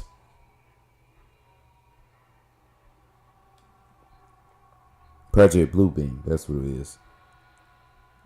But it's been almost 3 years since I seen this. But one night when I was coming out of a Kroger parking lot, it's the same Kroger I've been going to for years, every day. And the same time that I went and was coming out of there, I came out at the same time and everything. A strange parking lot. Because whenever I was over there, it would always be like strange stuff that would happen. But I remember one night I was walking out of the store, and I had seen like this orange and like green orb. That's the only way I could describe it, and I'm not lying. Y'all done seen me do what, like 40 streams, fucking what, 40, 50 reviews, you know what I'm saying, on unsolved mysteries, games, and all this stuff. And I'm pretty sure I've talked about this before. No. As a matter of fact, I never talked about this. I never told y'all about this orb, because I saw this. This happened actually after I had live streamed before I left my apartment. The same month when I was moving from my apartment, this is when this happened. But one day I was leaving out of Kroger, and I had seen like this green and orange like orb that was in the sky. And it was me and this other guy. We were just sitting there looking at it, and I swear to God, like, this is like no lie. We were just sitting there looking at it. It was like hovering above the sky, and then it just like vanished. And I remember the guy had looked at me, and I had asked him, I'm like, damn, bro, did you just see that? And he was like, yeah, like, man, we should have recorded that and put it on TikTok. And then, you know, we just went on about our business. But I remember nobody else had seen it. It was like me and him were like the only ones that seen it. We were like focused dead in on it. And that shit had literally just vanished, bro. And like I say, I go to this Kroger. I used to go there every day when I left for my cleaning job. And never had seen it before, you know, up until then. And then never had seen it since then. And I still go to that same store every now and then. But I don't live in that area no more. But that was one of the weirdest things I see. Now, again, I don't know if that was a hologram. I don't know if that was AI, or I don't know if that was a spiritual being, or, you know, or some unidentified technology that's out here. But I know I saw something that night. And as many stories as I had seen on Unsolved Mysteries growing up that I thought were kind of corny and didn't believe, That made me a believer that night when I saw that. So that's why I think, like, I don't know, AI may be here to stay, may not, but if, at some point they're gonna have to do something that just looks absolutely real, and you'll be able to discern what's real and what's not. And I know if it's something like what I seen that night, that felt real. Like that shit I felt the energy of that shit. So and AI doesn't have that. It didn't emit that same type of feeling. So nah. I don't think that. I think by the year, honestly, I think by the year 2028, AI is gonna be so known in society that yeah, it's not even gonna be as relevant like that. I really think. Don't get me wrong, it might not be, but I don't think it's gonna be all that.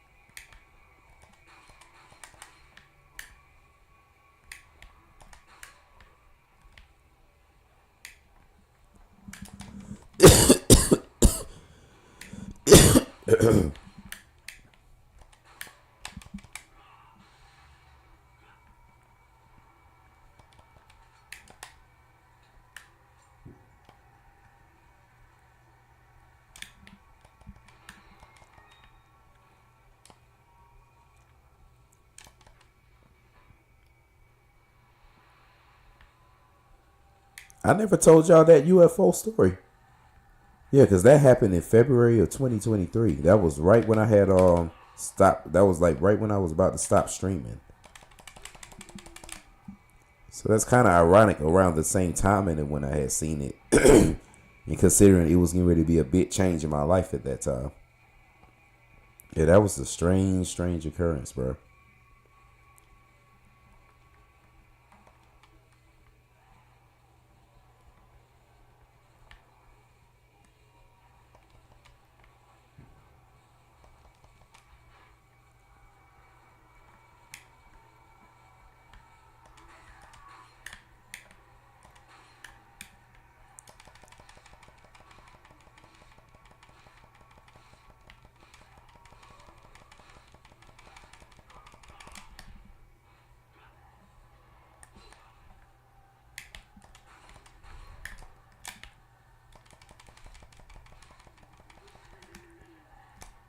Oh, shit. Better get me again.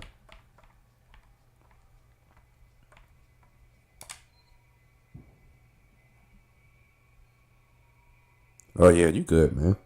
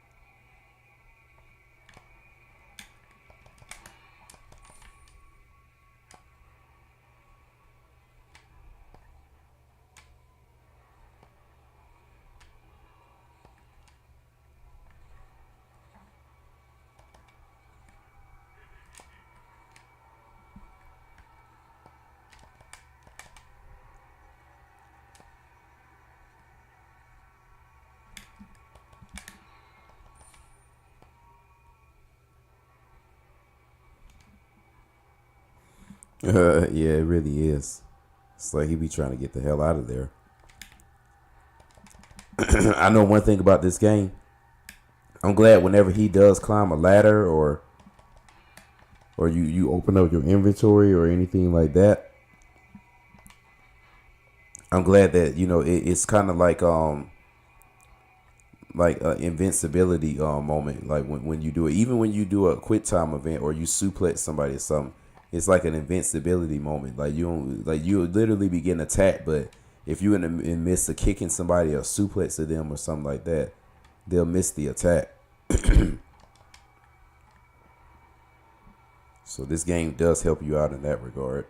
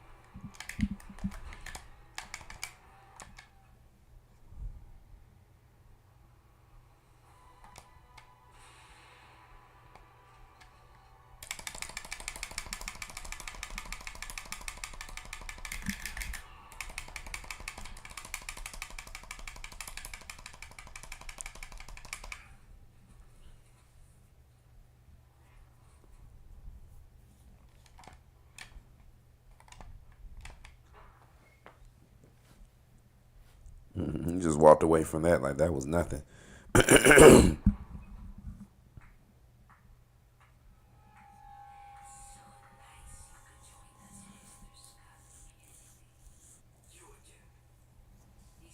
rite that's about to begin at this tower shall endow the girl with magnificent power.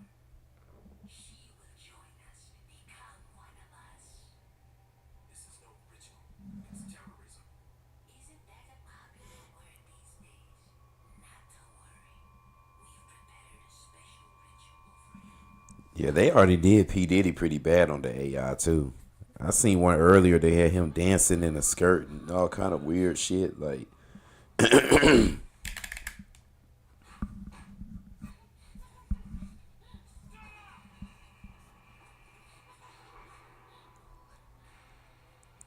he's just some weird bastards out here that we got to live them on.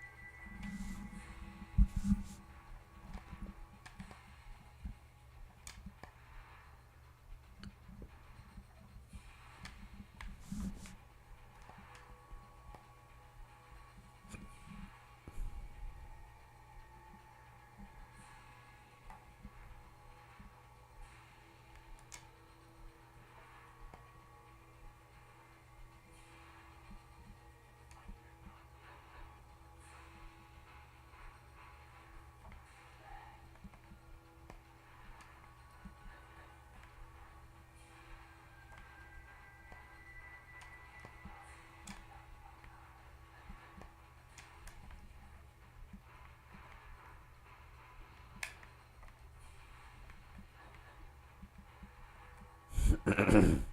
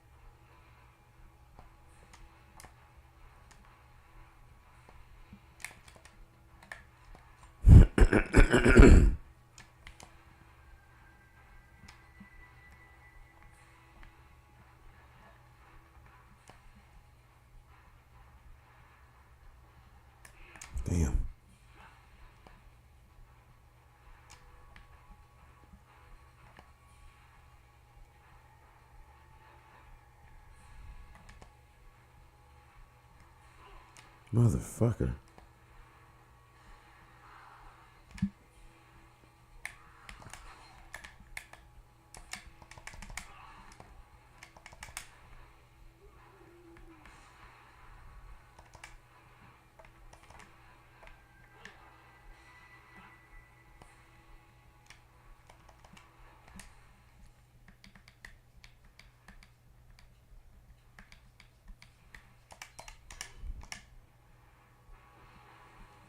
Yeah, they really is kind of real medieval like.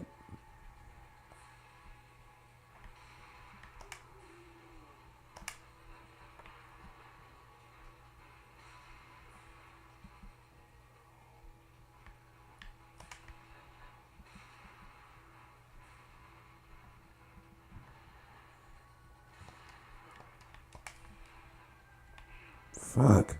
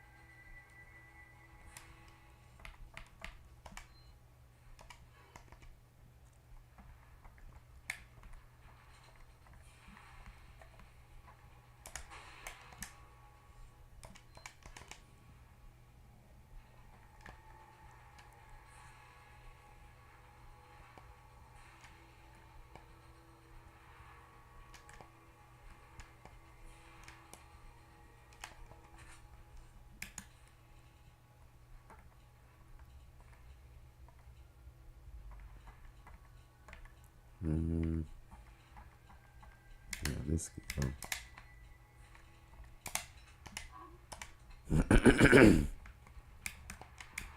need to break a case.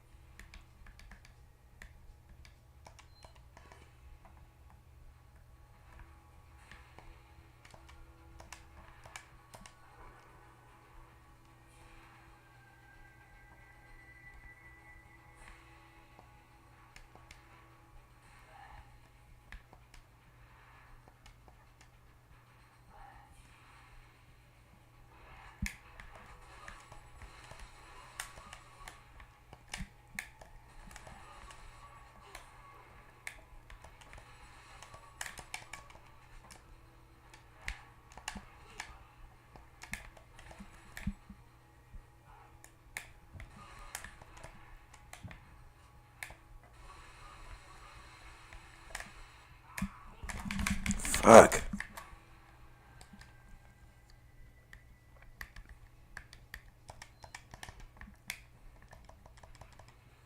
No, man.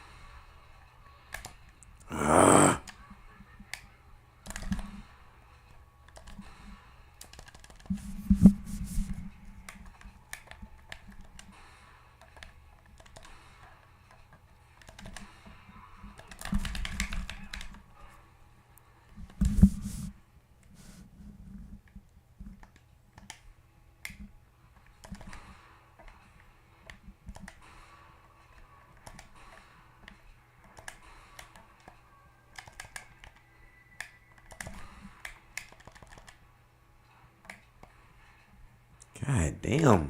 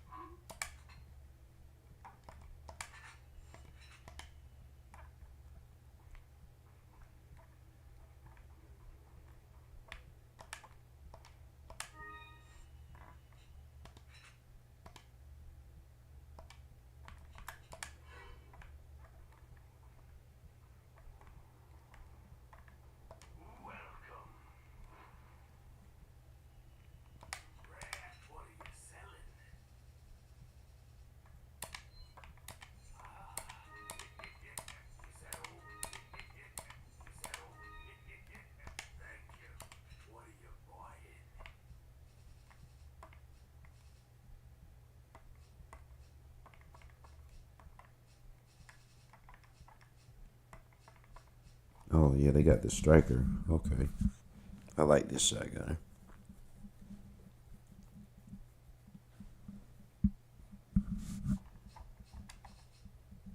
I don't think I'm gonna be able to beat Salazar tonight, but we could try. This gonna be a hard boss. Is that all? Thank you. What are you selling? Come back anytime.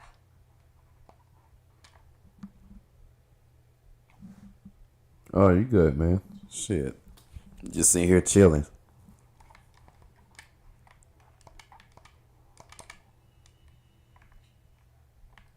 What are you buying?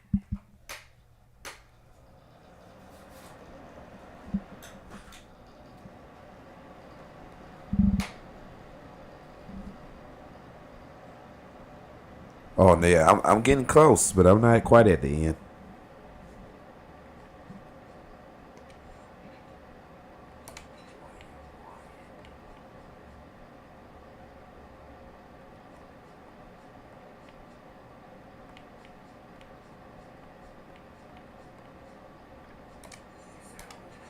Oh no, I didn't mean to do that.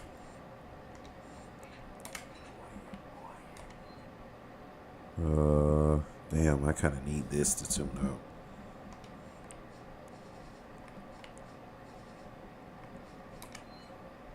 You definitely gonna need that. Yeah. Damn.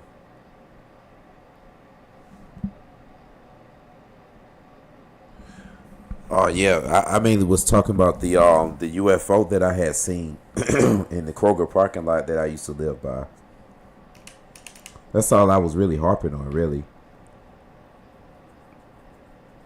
was a strange occurrence, and like I said, I couldn't discern if if that was something from if it was an actual UFO being or a spiritual being, or I definitely know it wasn't no AI, nothing like that, because it didn't feel like it. But that's pretty much what I was saying.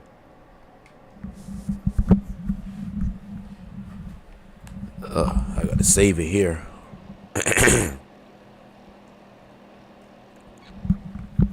This shit right here was hard as fuck back in the day.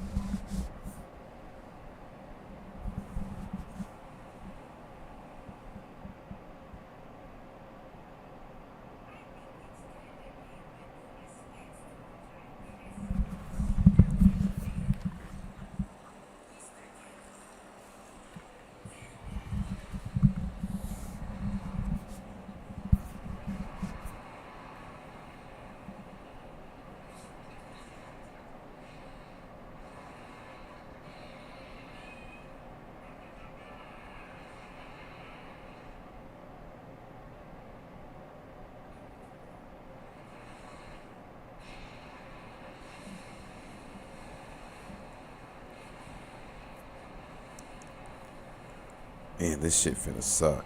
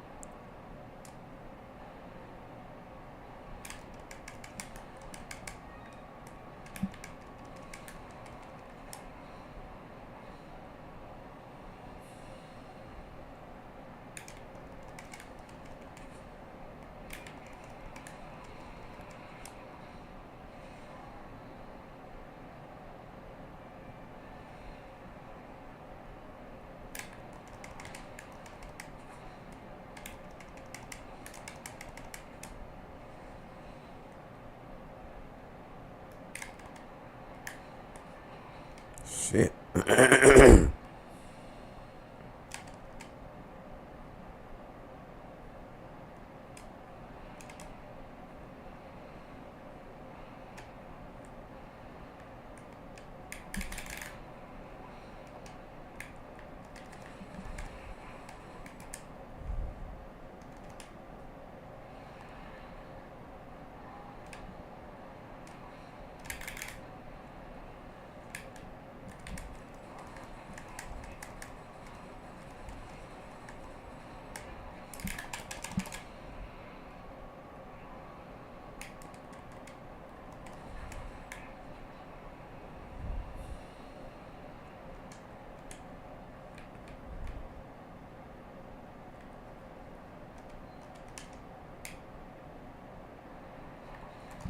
Fuck.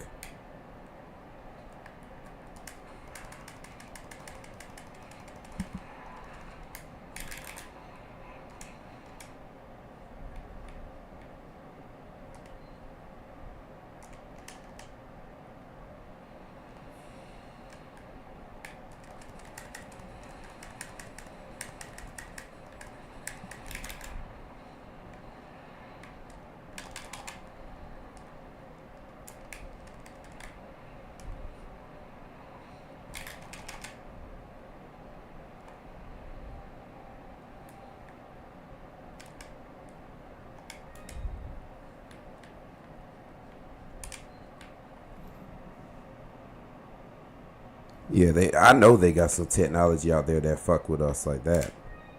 Cause like I said, I know I saw something that night. 100%.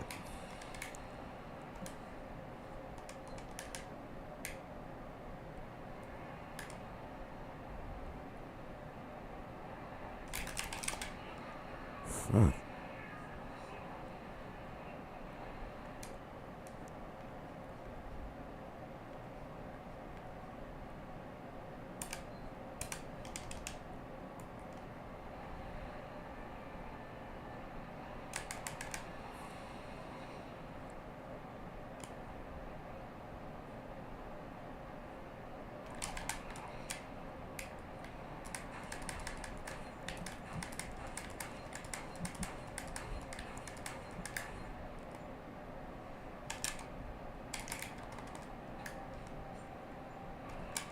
Ah.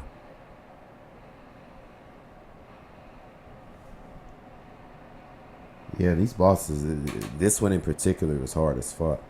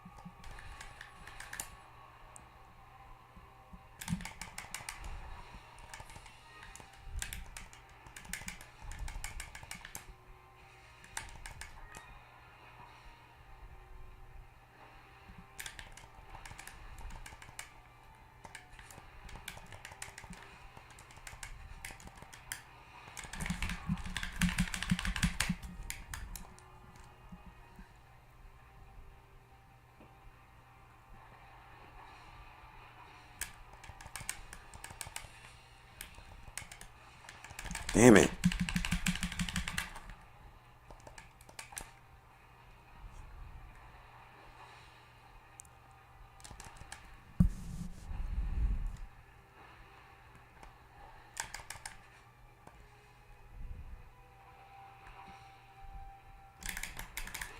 What?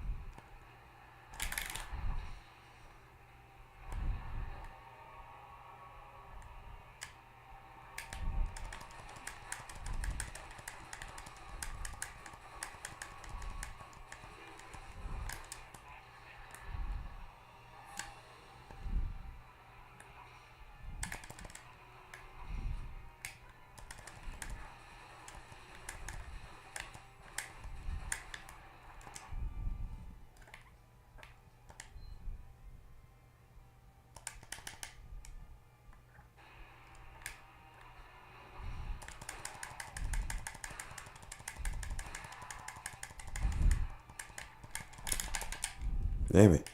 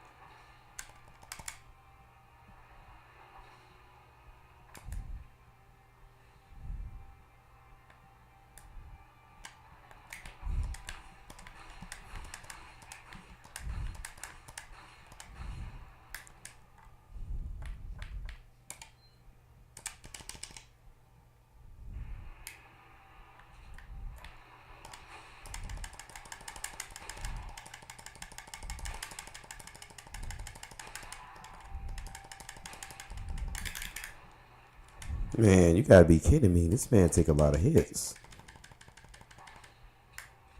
I remember this shit about this fucking boss.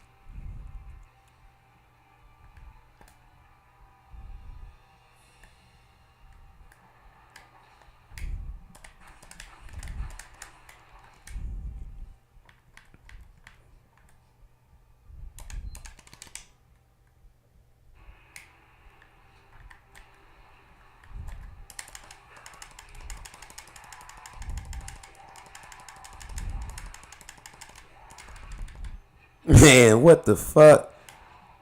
God damn, what the hell?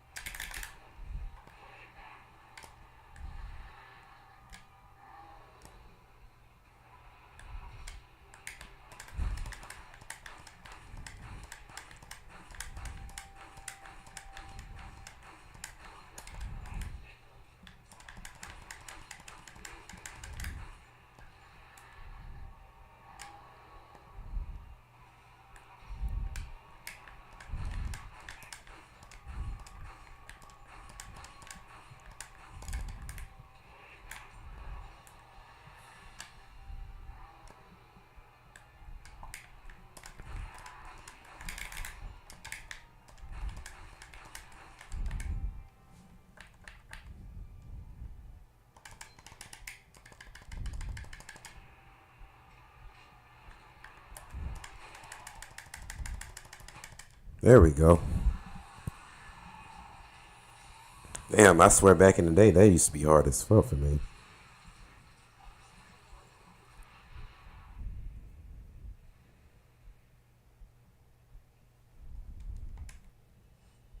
Like when I tell y'all, I was stuck on that shit for like weeks when I was younger, dude. Like I was stuck on that shit for weeks.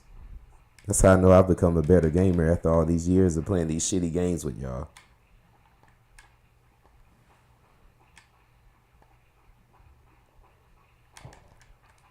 I didn't even think I was gonna beat him tonight.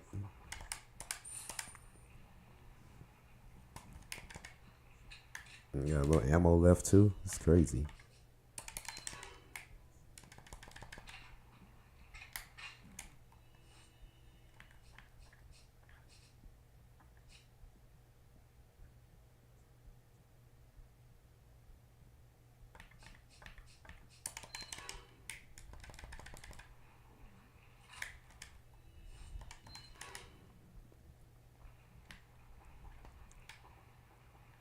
Cool beans.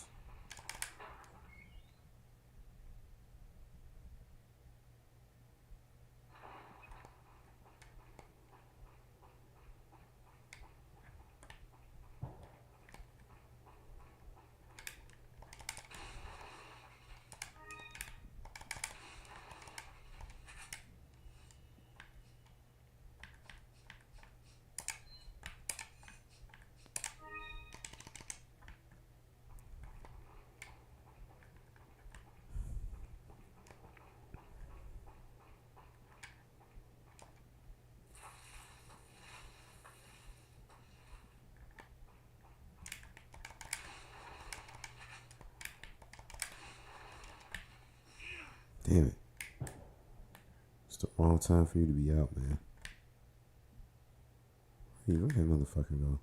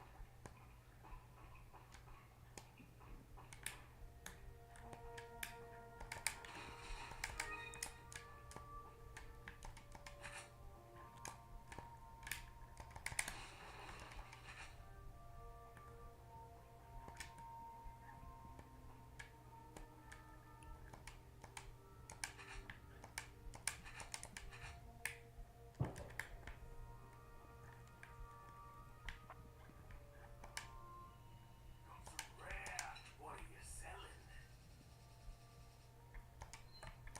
Is that a... Thank you. What are you buying?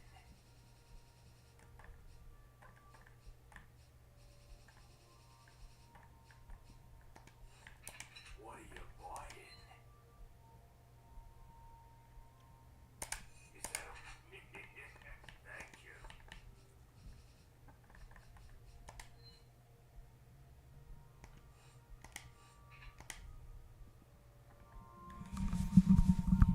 Hell yeah. Oh shit. On slave state.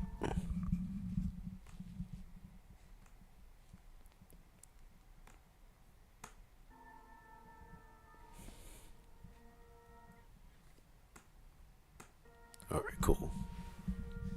Y'all give me just a second.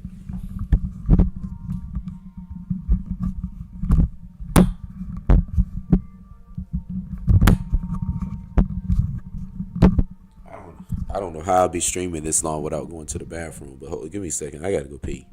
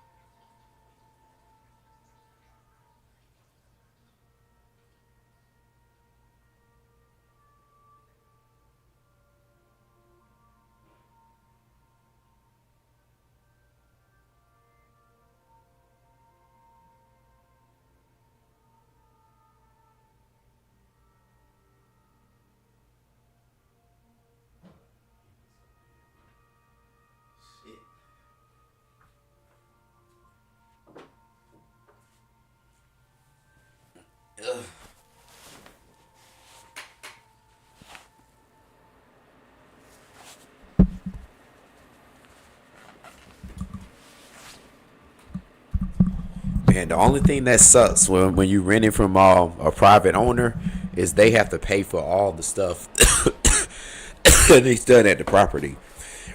And this fucking furnace only works on emergency heat. So we don't have no heat in this bitch unless it's on emergency heat. And it literally goddamn. When you rent it from a private owner, is they have to pay. It literally just dropped like 10 degrees within like the last 3 days out here. So it's been pretty shitty. But I like the cold though. But not when it's uncomfortable.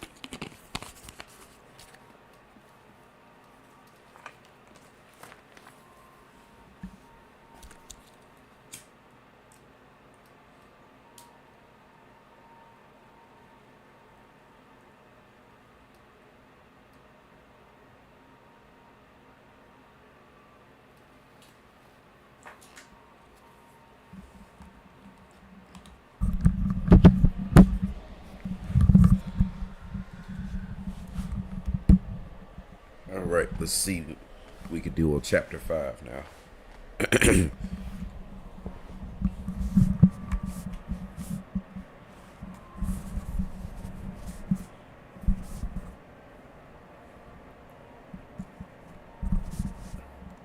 Yeah, it seems like the further you get into the game, the less money you have. I swear this stuff become really expensive.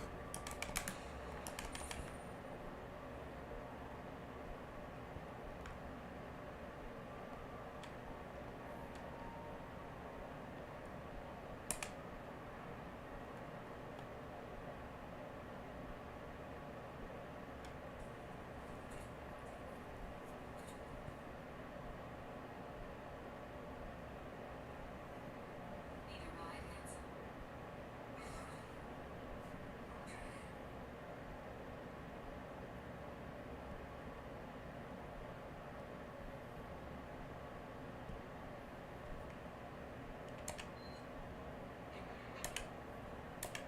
Ada Wong is a bad bitch. She was like out of every Asian creator's fantasy. Man, you know what we should do one day, y'all?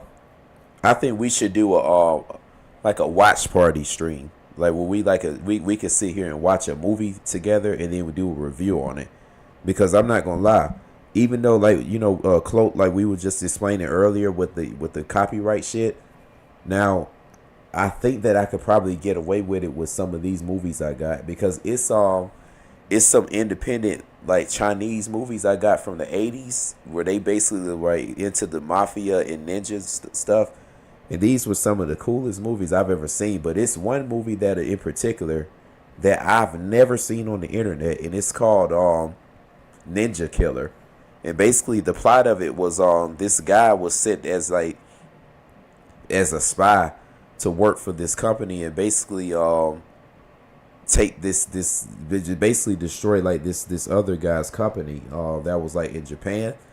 But that guy that he worked for had killed another guy that was in the CIA's his partner at one point, and he was thrown off of the case. So this guy was like sent to basically go on his own self mission and destroy that guy who had sent the main character's character overseas. Like he was sent to basically take his whole organization out.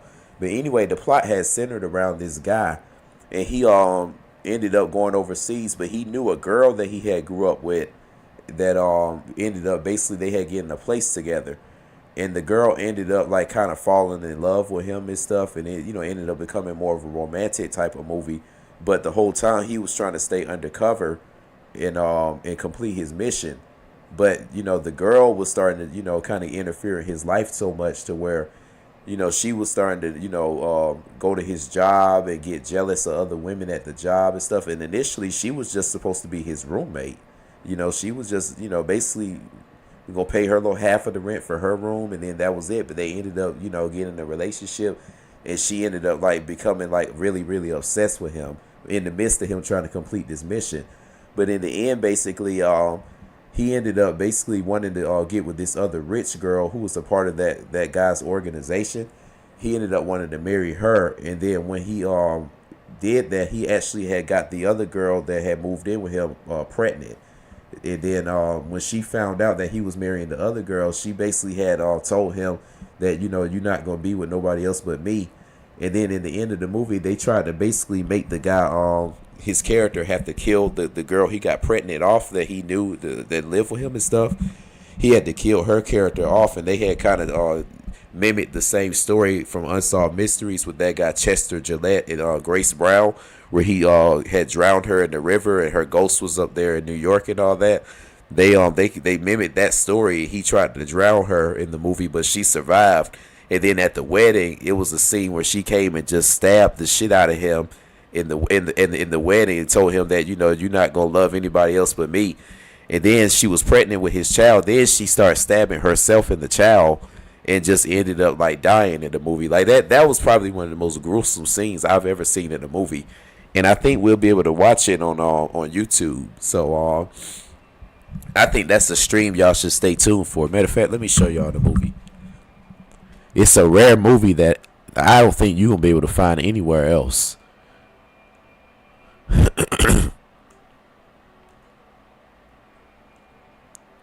Yeah, I love for y'all to see this movie. It's probably one of my favorite movies, like independent.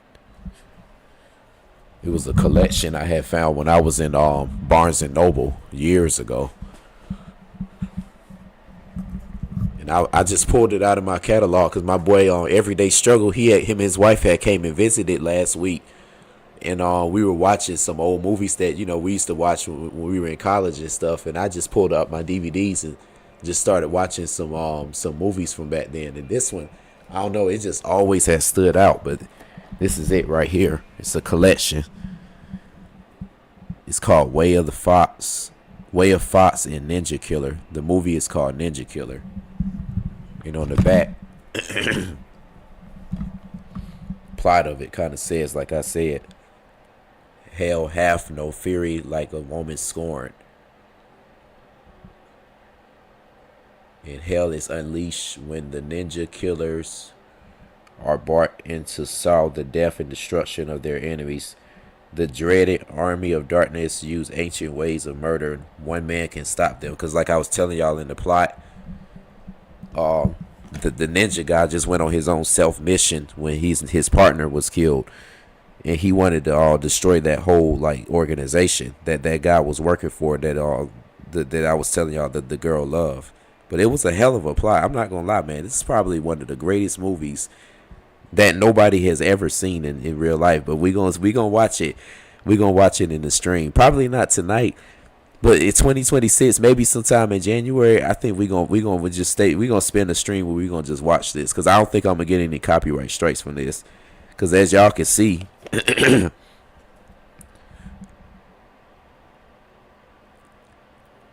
I mean, look who it was produced by.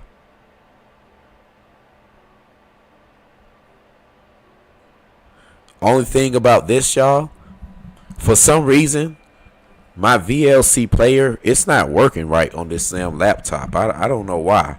So for us to watch it the real way, we gonna probably watch it on my old school TV right here. Cause yeah, the one that y'all saw basically in the beginning of the reviews, he's still here. So he just, I guess, giving his cameo in the stream.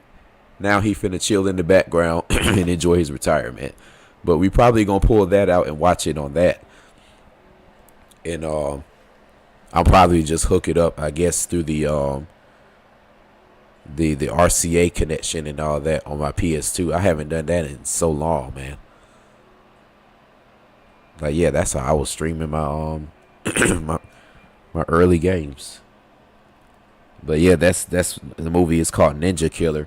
If you were to even look it up on YouTube, you won't find it. If you were to look it up on torrent, I don't think you'll find it. I literally think that you have to have the physical copy of this to watch this movie. But I got it at Boat Nook from videoasia.us in 2004. Is when they made the DVD, but the movies came out in the 80s. But it was a great movie, though. We're going to have to watch that. In fact, if it is a copyright strike, hell, it'll be worth it. So I want to show y'all that movie.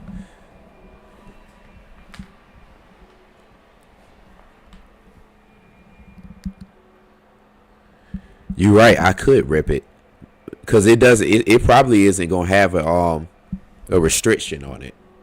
You know, most DVDs have restrictions on them, but this one probably won't. So I might probably be able to rip it. You're right about that. I might see if I can do that.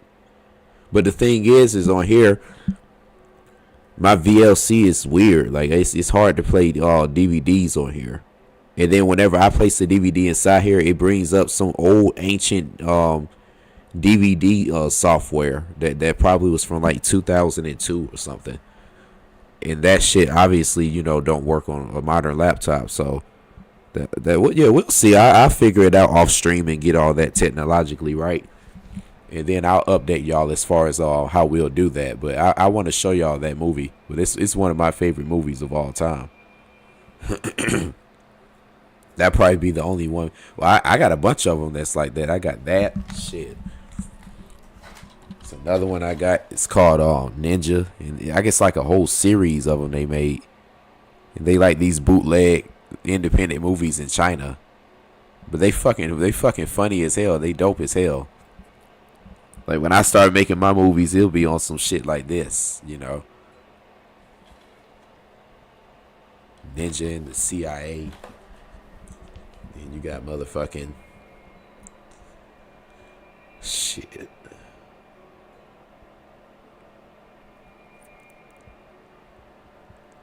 I got a bunch of them. Where are they?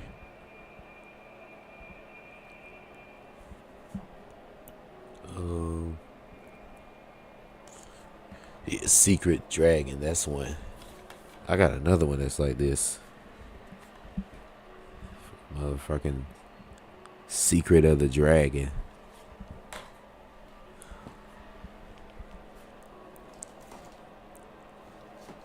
And I guarantee when you see these movies, like it's like what you expecting to see, it will be totally like way different from what you would be expecting to actually see. It's like it's gonna blow y'all mind. But great movies though, man. Like I gotta commend them. I'm like, man, for y'all to have such limited resources and limited equipment, I mean, y'all made some pretty good movies. Like they literally made a whole series of these.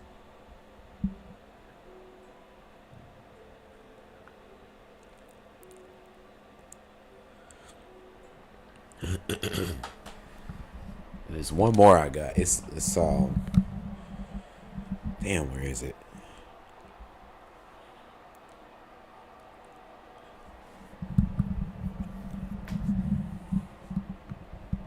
Because like I told y'all in the past, I always wanted to do the movie reviews. Cloak, how you had mentioned the music, and I always wanted to do music reviews too. It's interesting you brought up the Tribe Called Quest because that Midnight Marauders, That's always been one of my favorite albums of all time. And I wanted to like review the album one by one, like with each song. And it was a bunch of albums I had wanted to review from back then. But yeah, like that copyright thing, like when I did that shit, yeah, they wouldn't allow the video to stay up.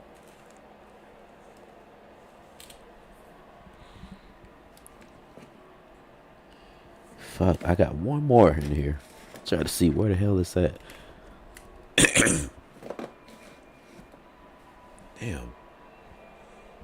It's crazy when you be trying to look for stuff. When you need to look for it, it's not there. But when you're not looking for it, it's right in your face. There's one more. Where is it?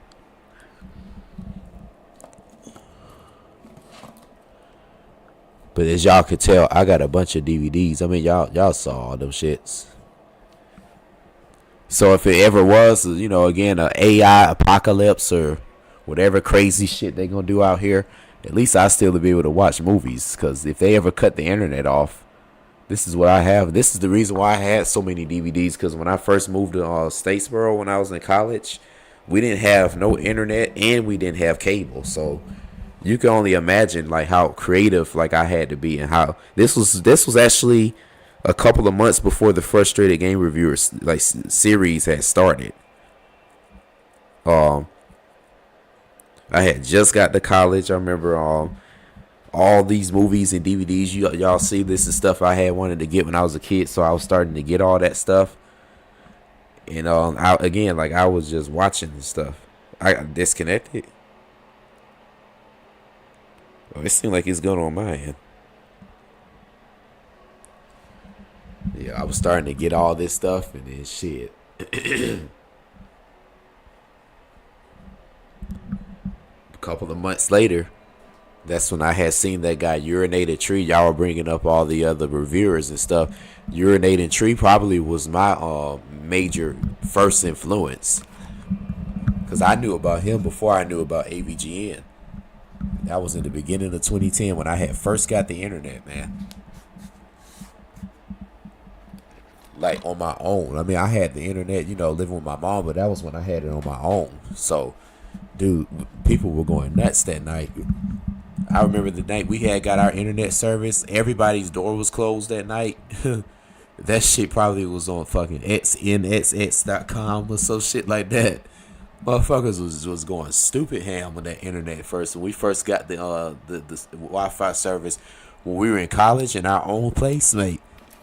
Man, they had the fucking Call of Duty Modern Warfare out at that time. I was able to get online and go crazy on that shit, man. That was some good times. That's when I was really discovering YouTube, really. Then Urinating Tree had showed up. I saw him. I was like, oh man, these reviews seem kind of funny. He seemed like I was like thinking like this is a good idea. Then I saw the AVGN. Then I saw Silent Rob. All the rest of those guys, and I just started thinking like, man, I could do the same thing they doing and carve my little niche out of it.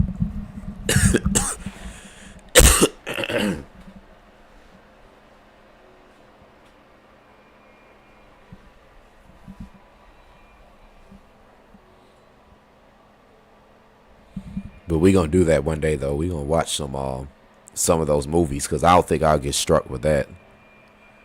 And that'll be like my way of doing a movie review. Because like I told y'all, I always wanted to do movie reviews.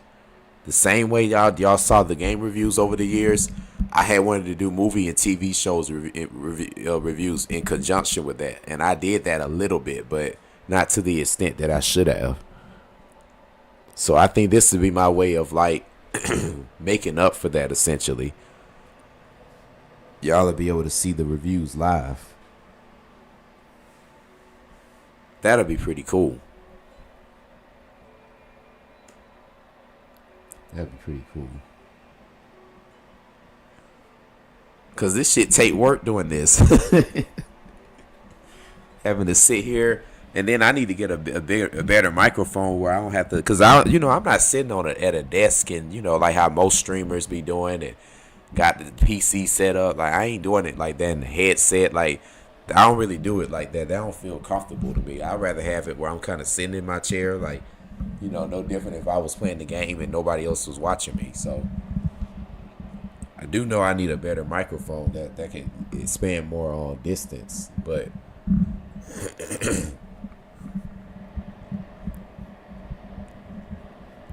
we still gonna be doing other stuff in the streams. Like that was my plan going into 2026. So yeah, the movie ones would be a good idea. At least for all the movies I know I got that aren't really copyright stricken, we could probably do them. But the ones that's copyright stricken, I don't know if I could do them too much. And that's damn near 98% of the catalog. But I know a good 2% of the movies I do have that's physical DVDs, they don't have strikes on them. So like Alex, like you said, I probably would be able to rip them off of the disc and then duplicate them onto this disc drive. But let me try Resident Evil some more. We're going to try to see how far we can get in Chapter 5. And I'll probably call it a night and get back on maybe sometime later on next week or maybe this weekend. I'm not really sure which day. But I'll definitely get on and let y'all know. But we probably try to see how a little bit much further we could get. And then I'm going to call it a night. And I like that idea of the movie stream. So I'll definitely give y'all a heads up on when we'll do that. And like I said, what movie we'll do. But that one I just showed y'all, that's probably going to be the very first one. Because I think that's probably one of the most interesting movies, you know, I've ever seen. And you'll have to really kind of follow the plot of it because it's kind of all over the place. Because, of course, it's older and, you know, it's not like it's this well choreographed, you know, well, you know, scripted like story they telling. But if you see the concept of it and the, you know, and the acting is impeccable.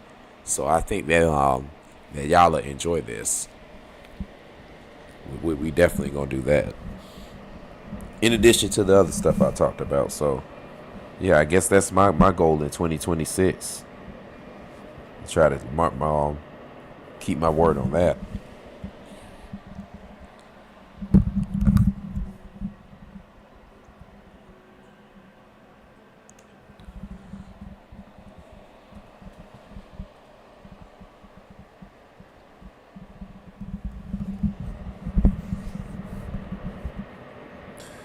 One thing about it, man, you know, like I told y'all before, if this shit ever go to the top, like if I ever come out with I don't know, a certain review or something that just hit again, because the Bad Boys Miami Takedown video hit back then.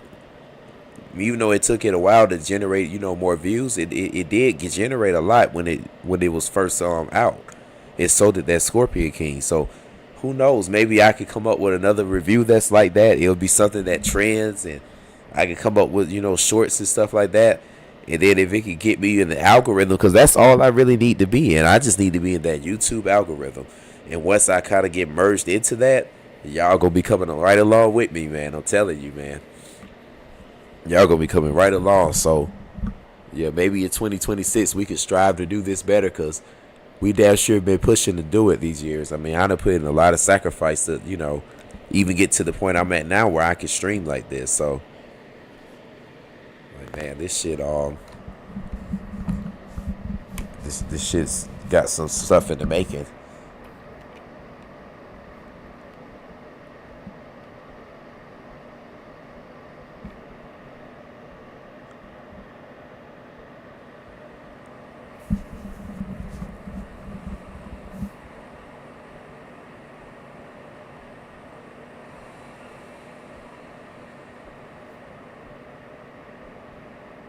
Yeah, because like when people do like reaction videos and stuff on you online, y'all, they don't. Do y'all think they had? I'm sure they don't get like those people's permission to put those videos up. I know that they probably are just doing it as a fair use, right? I'm sure, right?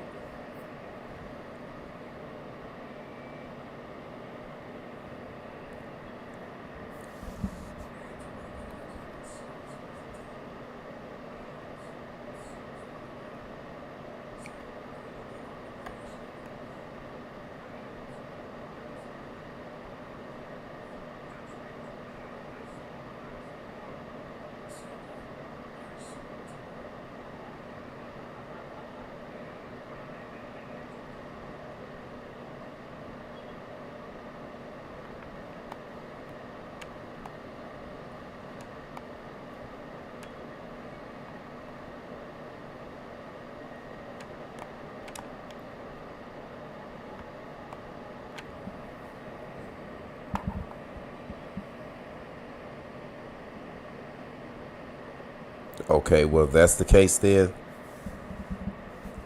well, I got some ideas. So I'm gonna be doing some reaction videos as well. I might even do react. You know what?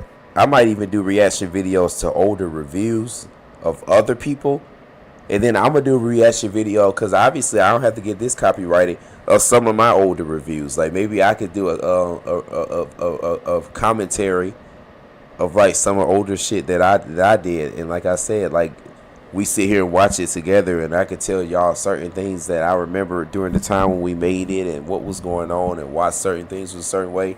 In addition to watching other people's stuff, and I'll give y'all my honest opinion. I don't think I lied about anything in this stream, so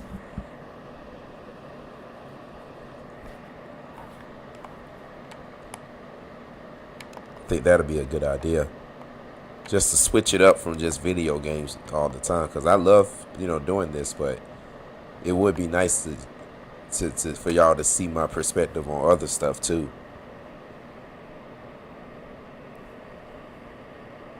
Oh no, I'm not gonna become that. It's just gonna be more like, let's say in the streams, it may be like like a commentary, more like, to certain stuff that I've done, and then that other people within this same genre of stuff that we do with the game review and stuff. I might just be again like looking at one of the older reviews and then doing a commentary on that. Yeah, but it definitely won't be a reaction just to anything because it'll be real specific to what I'm reacting to. Yeah, the people I see out here are doing it. They literally just react to whatever is trending and whatever they feel like is going to generate views. Mine will be really particular. Like it'll be either the video game reviews or, you know, or again the movies or it'll just be something that's already been relatable to what I've already talked about and anything y'all have seen me already do.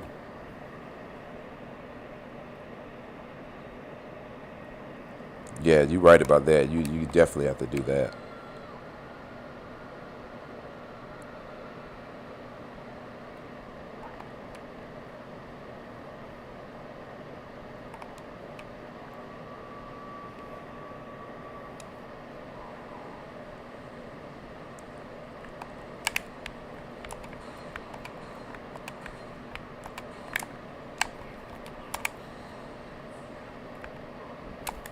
Uh,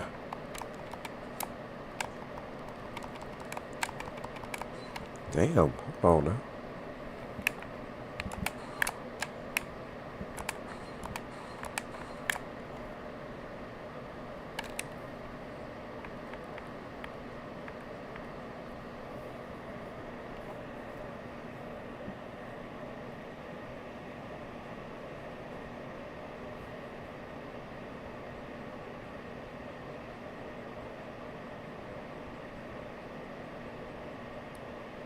Oh yeah, yeah. A lot of them do become that. Well, see, the thing about me is like that'll just be if I sit here and talk about something or or review it, that'll just be something that's a small sector of what I do. I mean, even outside of the video game stuff, I mean, I really got some other shit going on where me and my brother about to create like this this new like mafia like web series that we gonna have like basically shorts that we gonna make out of. It'd be kind of like the Sopranos that y'all probably gonna see that as well, and I'm gonna be acting in that. So I got shit going on, way beyond this. You know what I mean? This is just a little small facet of what I do. It's just to be cool, to at least have a little taste or a spin on doing it.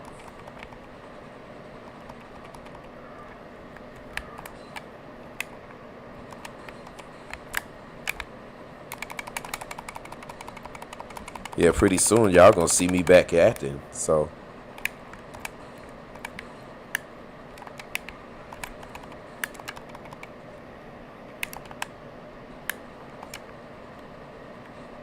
oh god damn it.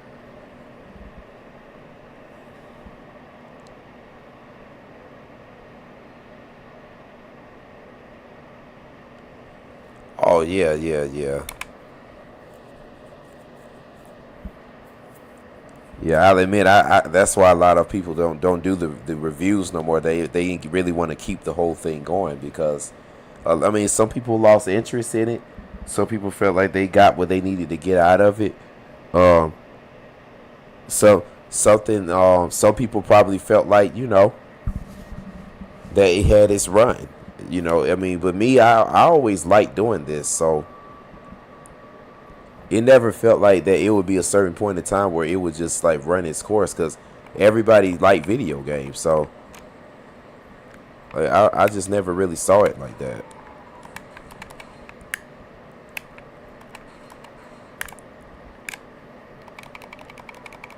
I think this thing is going to always continue.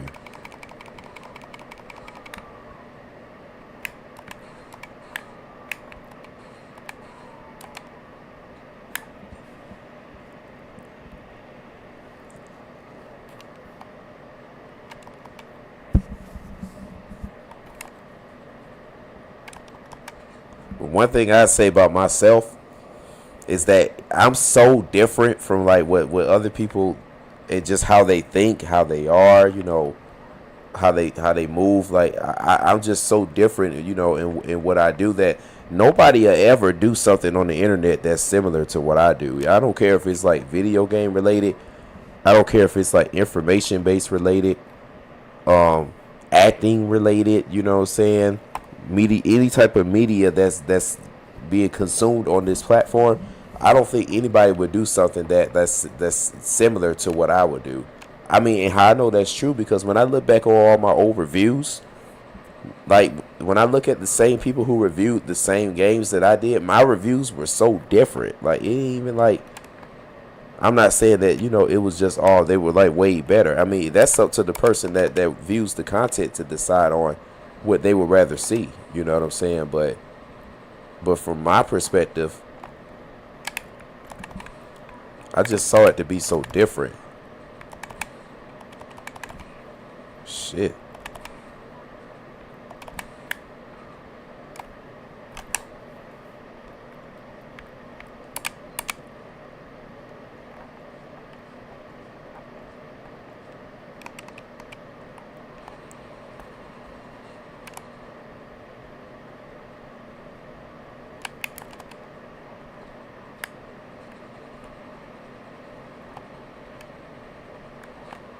God damn.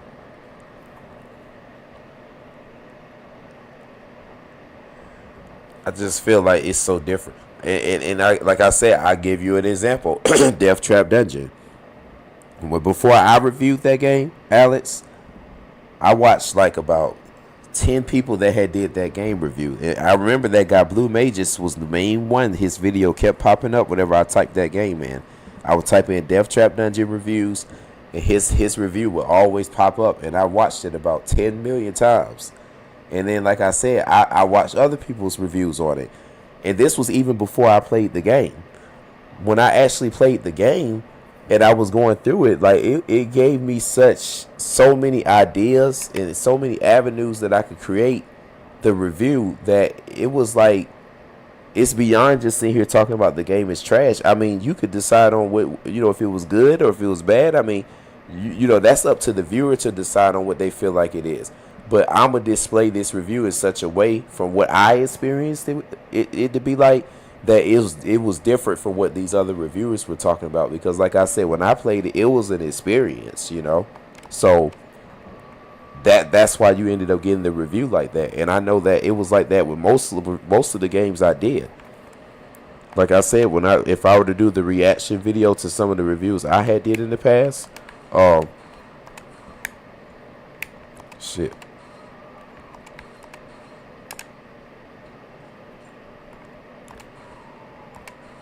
A lot of the times I remember the weeks it took for me, like editing, the weeks it took for me again, like especially when I did the reviews with other people, getting everybody together and telling them, hey, we gonna film on this day, and make sure that when y'all get out of class that that y'all come at the apartment and y'all ready. What I'm saying, making sure I had the weed for everybody to smoke, making sure I had food for everybody to eat, making sure people remember their lines, making sure I had the right lighting. It's just like all that stuff. And again, this is on a no budget production.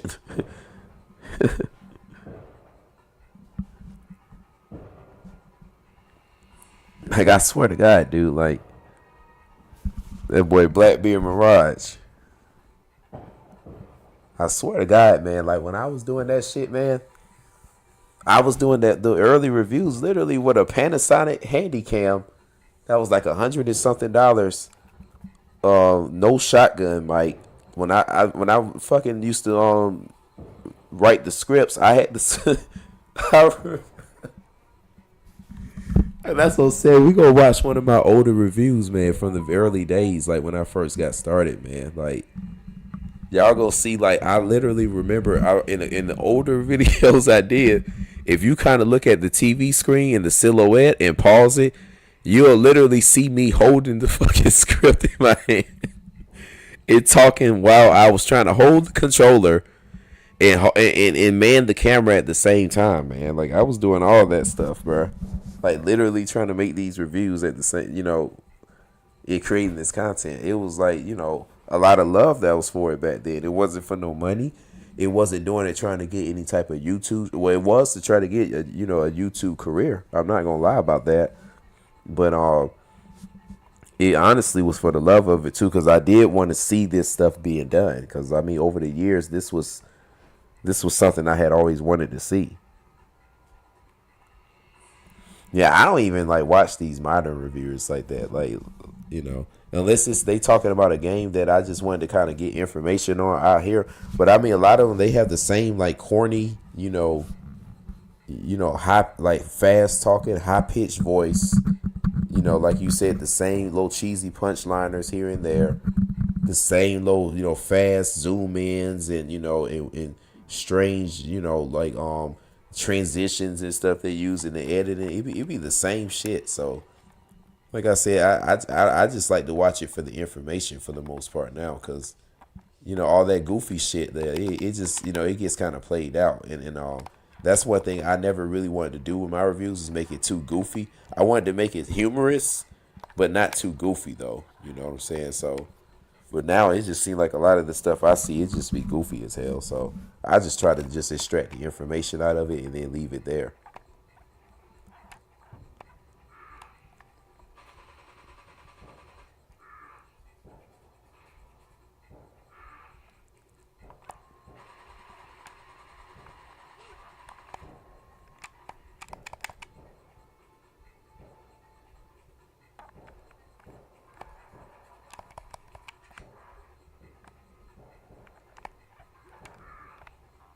What the fuck?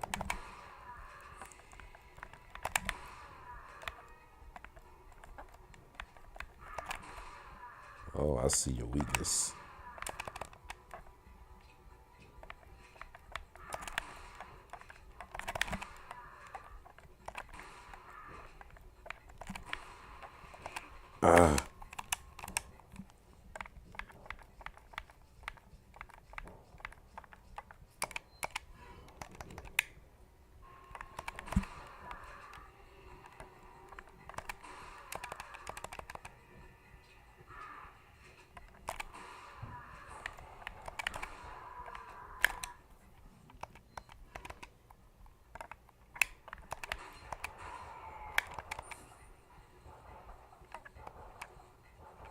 Sound like somebody out here shooting a low 38. So I guess the Mexicans do shoot and do all that on New Year's.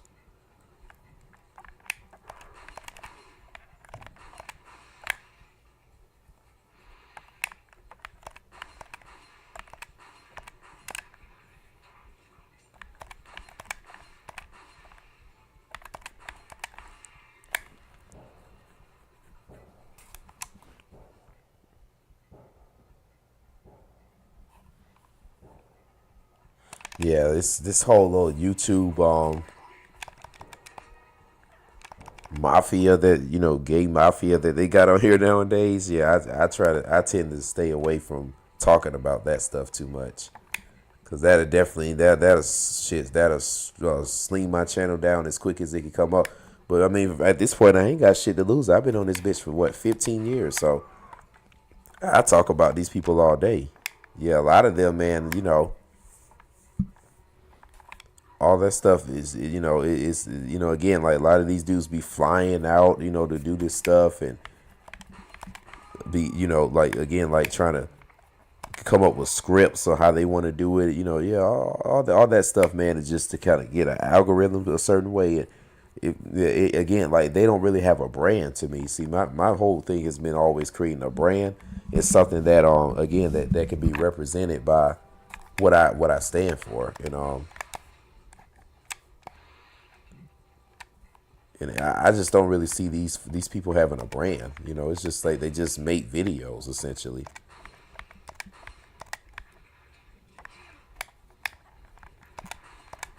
That's even the reviewers. I mean, you know, just because it's somebody that got a bunch of subscribers and you know and got a bunch of views and all that stuff, that still don't mean they really have like a real thing that people like relate to. You know, like when you think about again like Chick-fil-A for instance, you know, Chick-fil-A like has something that you relate to. You know, like it's the sandwich, and you know that's a part of like the culture that you know that you get from the you know the element of the business when you go in there. I mean, of the company when you go in there. So you don't sense that same thing with these creators, like with the products they come out with and the content they make. You know, saying like, what does that really represent as far as like who they are or what they trying to sell? And they couldn't tell you the answer.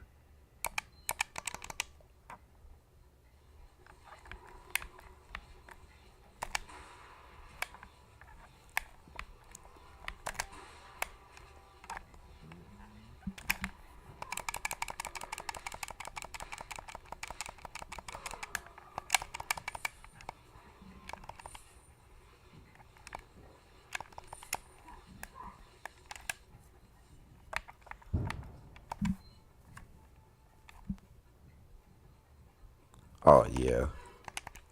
I mean, I'll admit, in the beginning, I was a victim of that. Like, I literally just used to want to make like certain reviews just to make the content. Like, I didn't really care, like, you know, how somebody had like an opinion on if the game was good or not. I just wanted to make the review, and I'll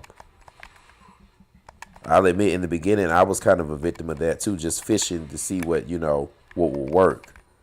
But now, yeah, people do that stuff just you know as their main content. See, my goal when I did it was to try to get you know somebody to watch it, but after a while, it was gonna be a mixed opinion. It's like I knew I eventually get somebody to watch. Like for instance, when I did Eternal Champions, a lot of people they didn't like that Eternal Champions review. They did not like my opinion on that. If you go back and watch that, look at the comments in that review, yeah, a lot of people didn't like that, and it's rightfully so, because I mean it was a pretty good game, and I'll admit we just wanted to make the video because I thought it was gonna be pretty funny. In addition to the fact that I really didn't play the game like that, like you know, to quite understand it to where I could have made an elaborate review. Another one was Dynamite Heady. Dynamite Heady actually was a really good game. That's probably another one we could stream one day. I mean, I had got pretty far in that game. I never beat it, but I actually had got really far in that. So I kind of tend to stay away from the Sega games, I guess, recently, because you know it's 2026. I mean, nobody really is playing Sega like that. I mean, even this OG version of Resident Evil, like you know, nobody's really playing like that. So I at least want to play something that's somewhat up to date, but you know, not too far off, you know, up to date. At least when I was doing the reviews back then, you know, Dynamite Heady was made in 1995. Yeah, by 2010, I mean, that was only a 15-year-old game, so that wasn't like uncommon for somebody to be playing that or know about it. It's like literally a whole different generation now. So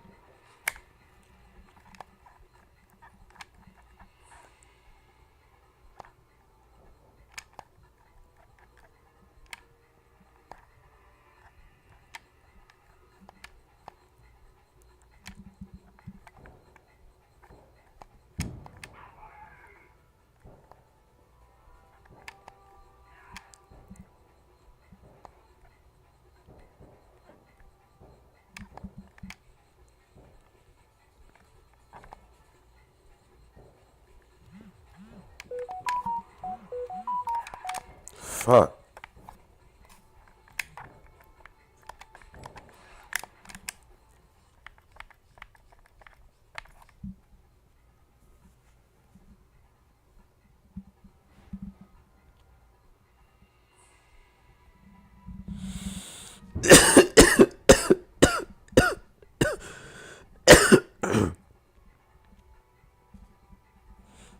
Well, I guess it's a new year now. So happy new year, new day, whatever.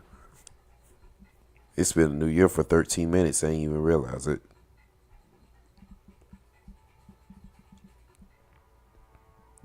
Why you feel like your game reviews were bad? I thought some of them were pretty good.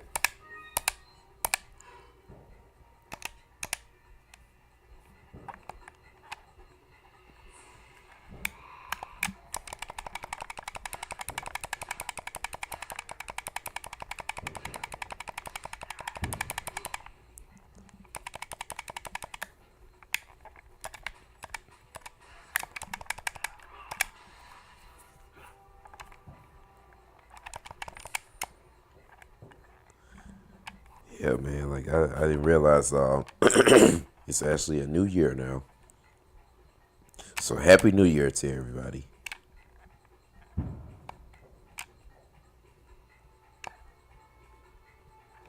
We starting the new year playing old shit.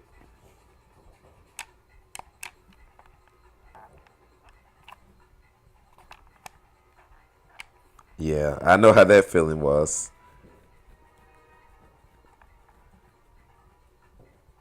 You know what, Alex? Like I said, man, back in the day when I used to make these reviews, dog, I was kind of the same way. Like in the beginning, like I was just watching everybody else and trying to figure out my own way of doing it.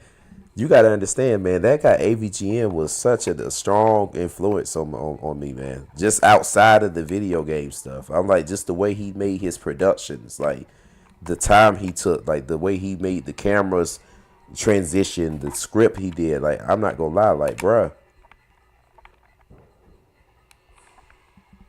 was a big influence, man. I just like the way he did his shit.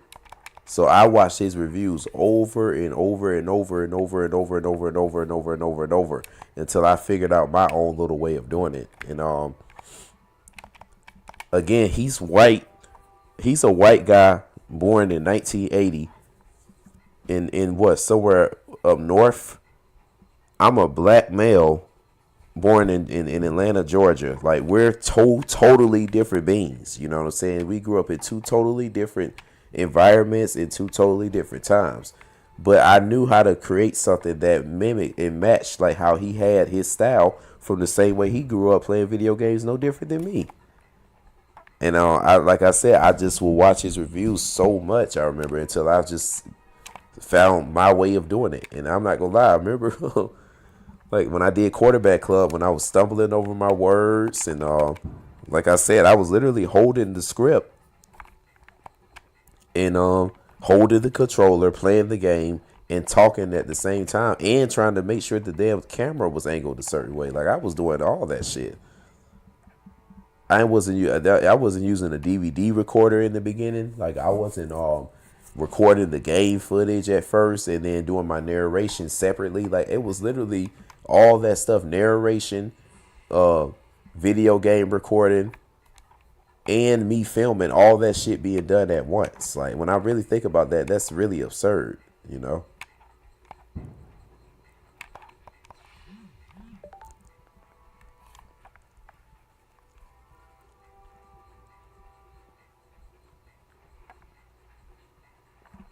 It's really absurd when I think about it. But I didn't know anything about production. Like, I didn't, know anything about editing. I didn't have nobody to even ask, you know. And at this time, it wasn't tutorials on YouTube like you got now, where you could just go on there and learn that stuff. You may have somebody, maybe some white kid in fucking Connecticut or somewhere like that who probably made a video showing you how to do something, but it was nothing really specific like you can get the information now. So, like, a lot of stuff back then, you really had to, like, learn from trial and error, like the early 2010s and stuff like that on YouTube. So, Yeah, like my reviews would have been way better if I had somebody that could have kind of helped me and understand. And definitely somebody that would have been like with me during that time. That's what I was trying to do with Jimmy. But Jimmy, again, like he had a different life. Like he had a girlfriend at that time. He was in a relationship, so he didn't really have as much time to dedicate to the whole thing like I did. And I was serious about it because I'm like, we could get famous from this. Like I said, I was like, the dude AVGN, he's selling DVDs. Like he's like living the life off of this. This man ain't going to no fucking job every day. So I'm like, yeah, like I need to get like him. And I've been saying that for 15 years. So, you know what I mean? Like, I wish I had to just had somebody like how he had a Mike Matei that had been helping me like come up with like creative designs and stuff like that and just been consistent with it. If I had somebody like that with me that whole time, man, my reviews would have been way better back then. Like I said, they were decent back then. When I looked at it at the time, I thought it was amazing. But when I look back at it now, like as a 34-year-old man, they were decent. I could have did way better.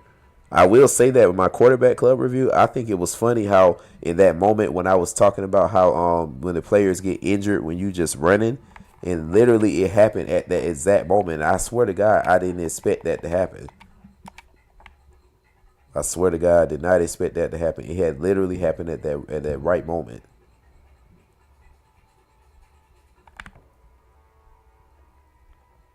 So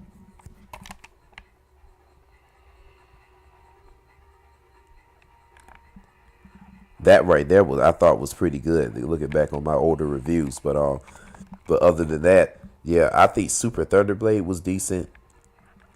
I didn't do a good job on Echo the Dolphin. I really wanted to show the whole game. You know what I mean? Like that game actually is pretty. It was like Death Trap Dungeon. If I had actually played it the right way and learned it from what I had seen in the walkthroughs and other people's reviews, that review would have been way better. That probably would have been my most popular review if I had done that the right way back then. But I didn't have nobody to teach me, and then most importantly, I was just trying to get the content out.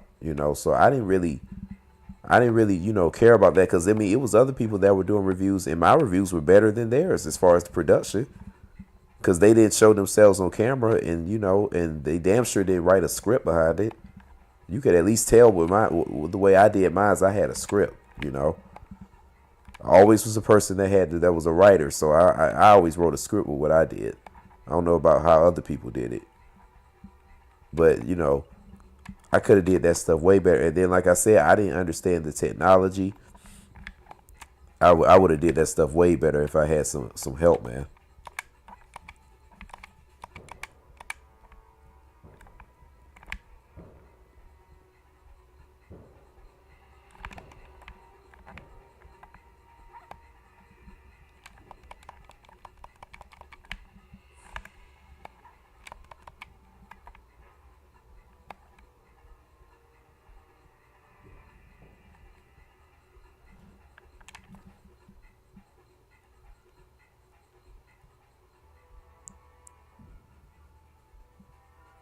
Yeah, that's crazy. And even this, like literally, Alex, a lot of that stuff I did from 2010 till about really up till about Alien Syndrome, all those reviews were rushed, all of them.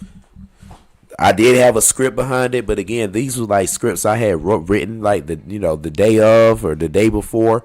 Like, I remember when I did that Sonic series review, I literally wrote the script one day. Sonic 1, recorded it. While that was editing, I was writing and recording the script for Sonic 2. And then when that was finished, I was doing it for Sonic 3. Like, we talking like, like McDonald's machine work on production reviews. And like, that shit like was just coming out left and right. And like I said, it could have been way, way, way better. I wouldn't dare do my reviews like that now. Unless it was like, again, like a short or something like that. But that shit could have been done way better, but yeah, those early reviews, I was just trying to get that stuff out. Like I said, these were ideas I had in my head for years. I was trying to get that stuff out of there. I didn't get that out of me until like 2011 when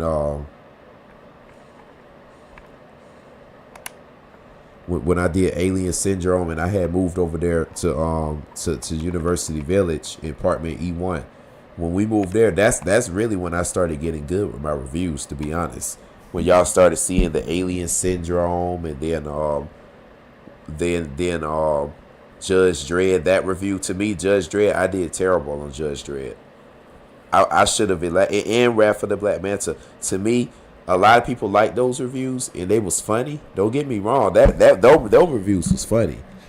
Cause I had some jokes I had said in that shit. I remember that was pretty fucking hilarious, and I don't know how I even came up with this shit, but that I remember that Wrath of the Black Manta and that Judge Dredd, like as far as like comedic style and just the writing, that shit was funny as hell. I'm not even gonna sit here and cap.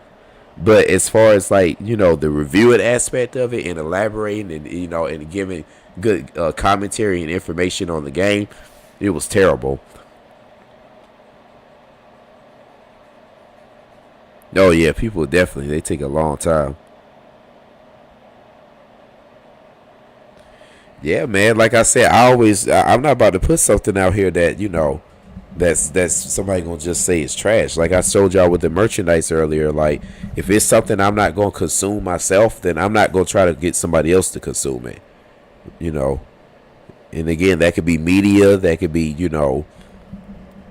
apparel, merchandise, or whatever it may be. But I'm not gonna get you to try to purchase something or to take your time out to view or educate yourself on something I'm trying to educate you on, and it ain't good. It ain't something I'm trying to see. I wouldn't do it. That's just not me. So yeah, that's why I always wrote a script with my stuff.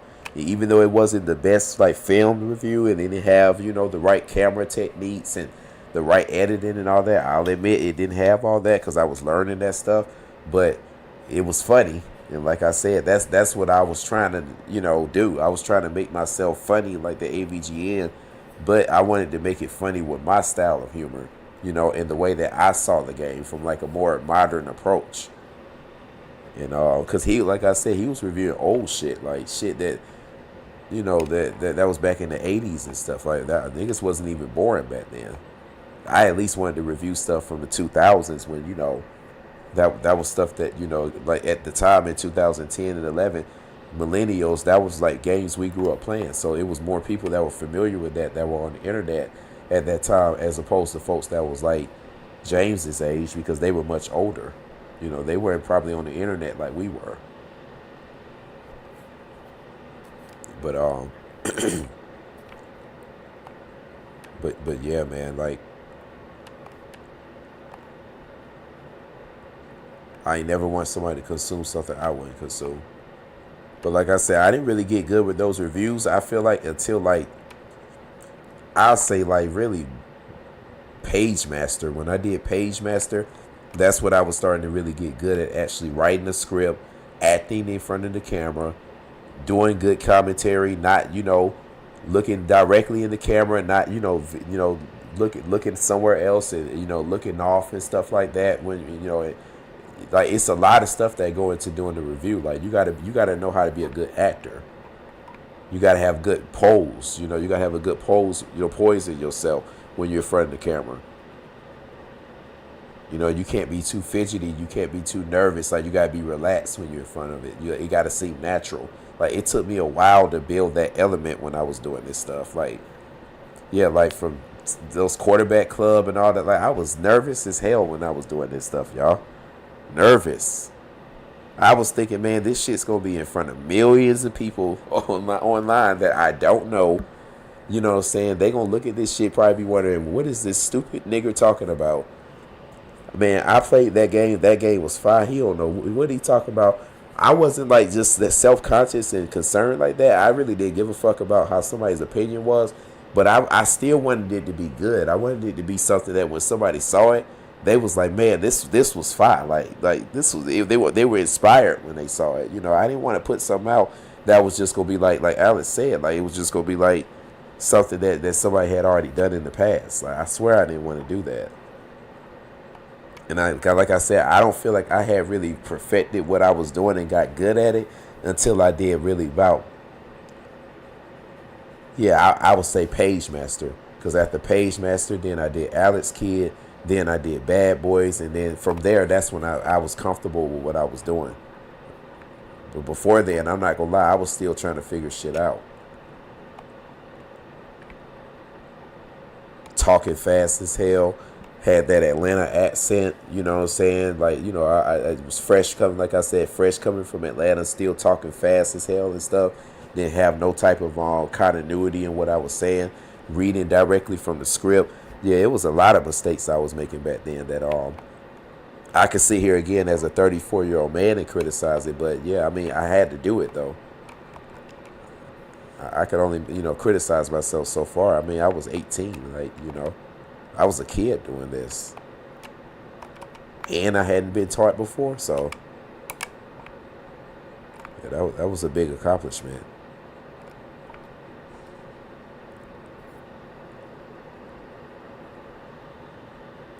Yeah, I do remember that.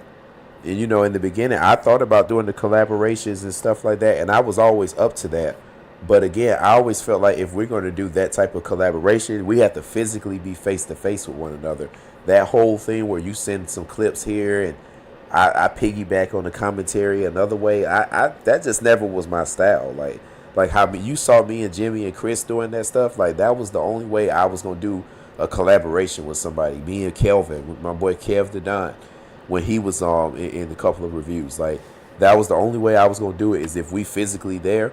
Even if I wasn't with you when I wrote the script, but a lot of times when I did the scripts, it wasn't like no boardroom type of thing. Like when we were all there and we all pitching ideas and we writing it out. Because I'm gonna be honest, like a lot of them didn't know, they didn't really know how to really like, you know, write a story and like make it make sense on camera. Like they didn't know how to, you know, how the continuity of the story and the flow of the whole review. Like they didn't really know about that. Like Jimmy was just really funny and, you know, was going to say good punchlines, but I had to formulate that into something that made sense on camera, you know. And they weren't good at that wasn't their style of knowing how to write the story, develop the character, write the script, like write the commentary of like when you playing the game instead of just saying something random. Like I had all that lined up. I remember, dude, when we did the Decapitat, like I said, like Jimmy was just trying to freestyle it. I had a whole script when I was sitting there doing it. They were sitting there looking at me like I was crazy when I was doing that shit.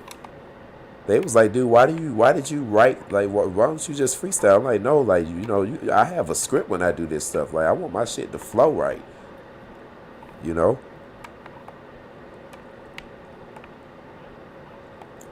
So, yeah, like, if I ever did a collaboration, yeah, you had to physically be there with me because I was gonna come up with that script.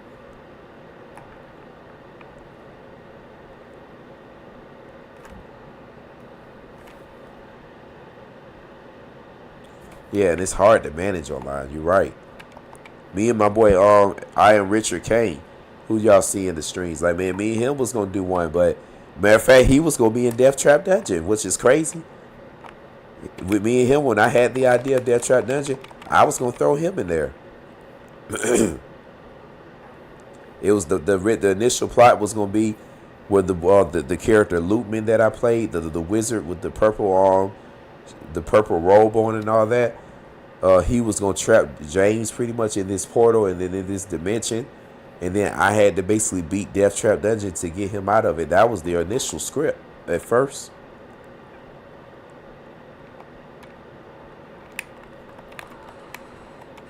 But the way we were gonna do it and stuff, like, I just thought like, nah, this ain't gonna be right. This ain't gonna be right.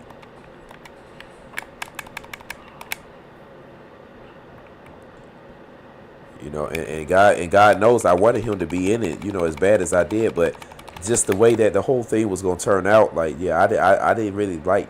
I just was thinking like this is gonna get too confusing. Like it was gonna be clips he was gonna have to edit. I mean, he was gonna have to like film a certain way, and the way I would have explained him how he had to do it, he would have had to have a green screen, and and that was in 2020, so I don't think you could use green screen at that time on the phone. And then, I would have had to convert the clips because they would have been from film from a phone to the camera. So it was just going to be too much shit with that. So that's why I was just like, man, I probably have to just throw you on something else. Because, Death Trap Dungeon was a special one. I knew that review was gonna be special. That's why I was like, nah, I'm gonna have to just do this on my own. Cause I knew that one was gonna be special.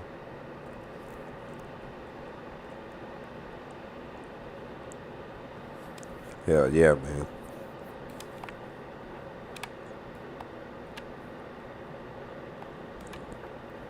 Yeah, but trust me, man, I went through hell with this stuff. Times, like I said, computer just kept crashing. Editing software is crashing that I spent $100 on. Cameras that I can't convert over because they older cameras that aren't that were made during the analog age, and it was a digital computer I'm trying to get transition the footage on. Like, I went through a lot trying to learn this stuff and spent a lot of money. I remember, I really did.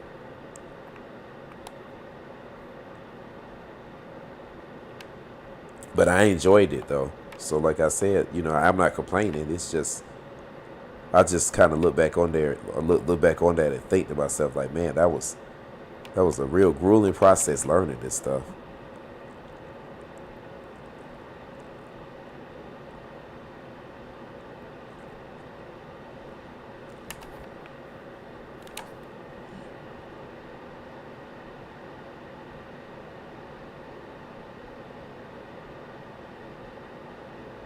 Oh yeah, man.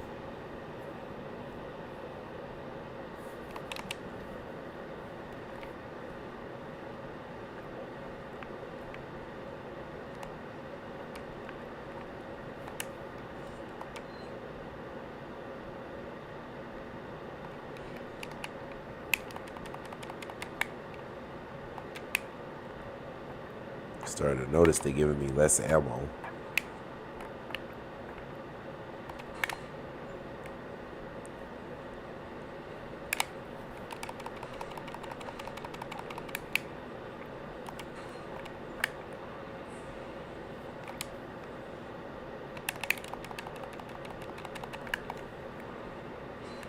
Yeah, I think I'm probably about to go on and call it a night. Guess we in the new year now, so it really ain't even that damn late. My throat killing me right now, though.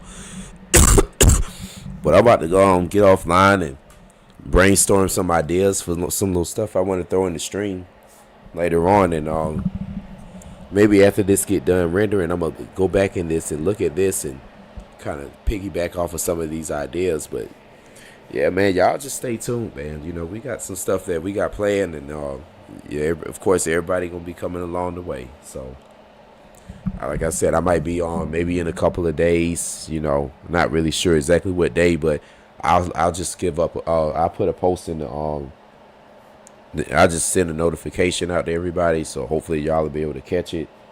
And just I guess stay posted on the page and just see if you see anything. But yeah, more than likely I'll have it posted when I stream, and we'll just go from there. But I'll catch y'all later.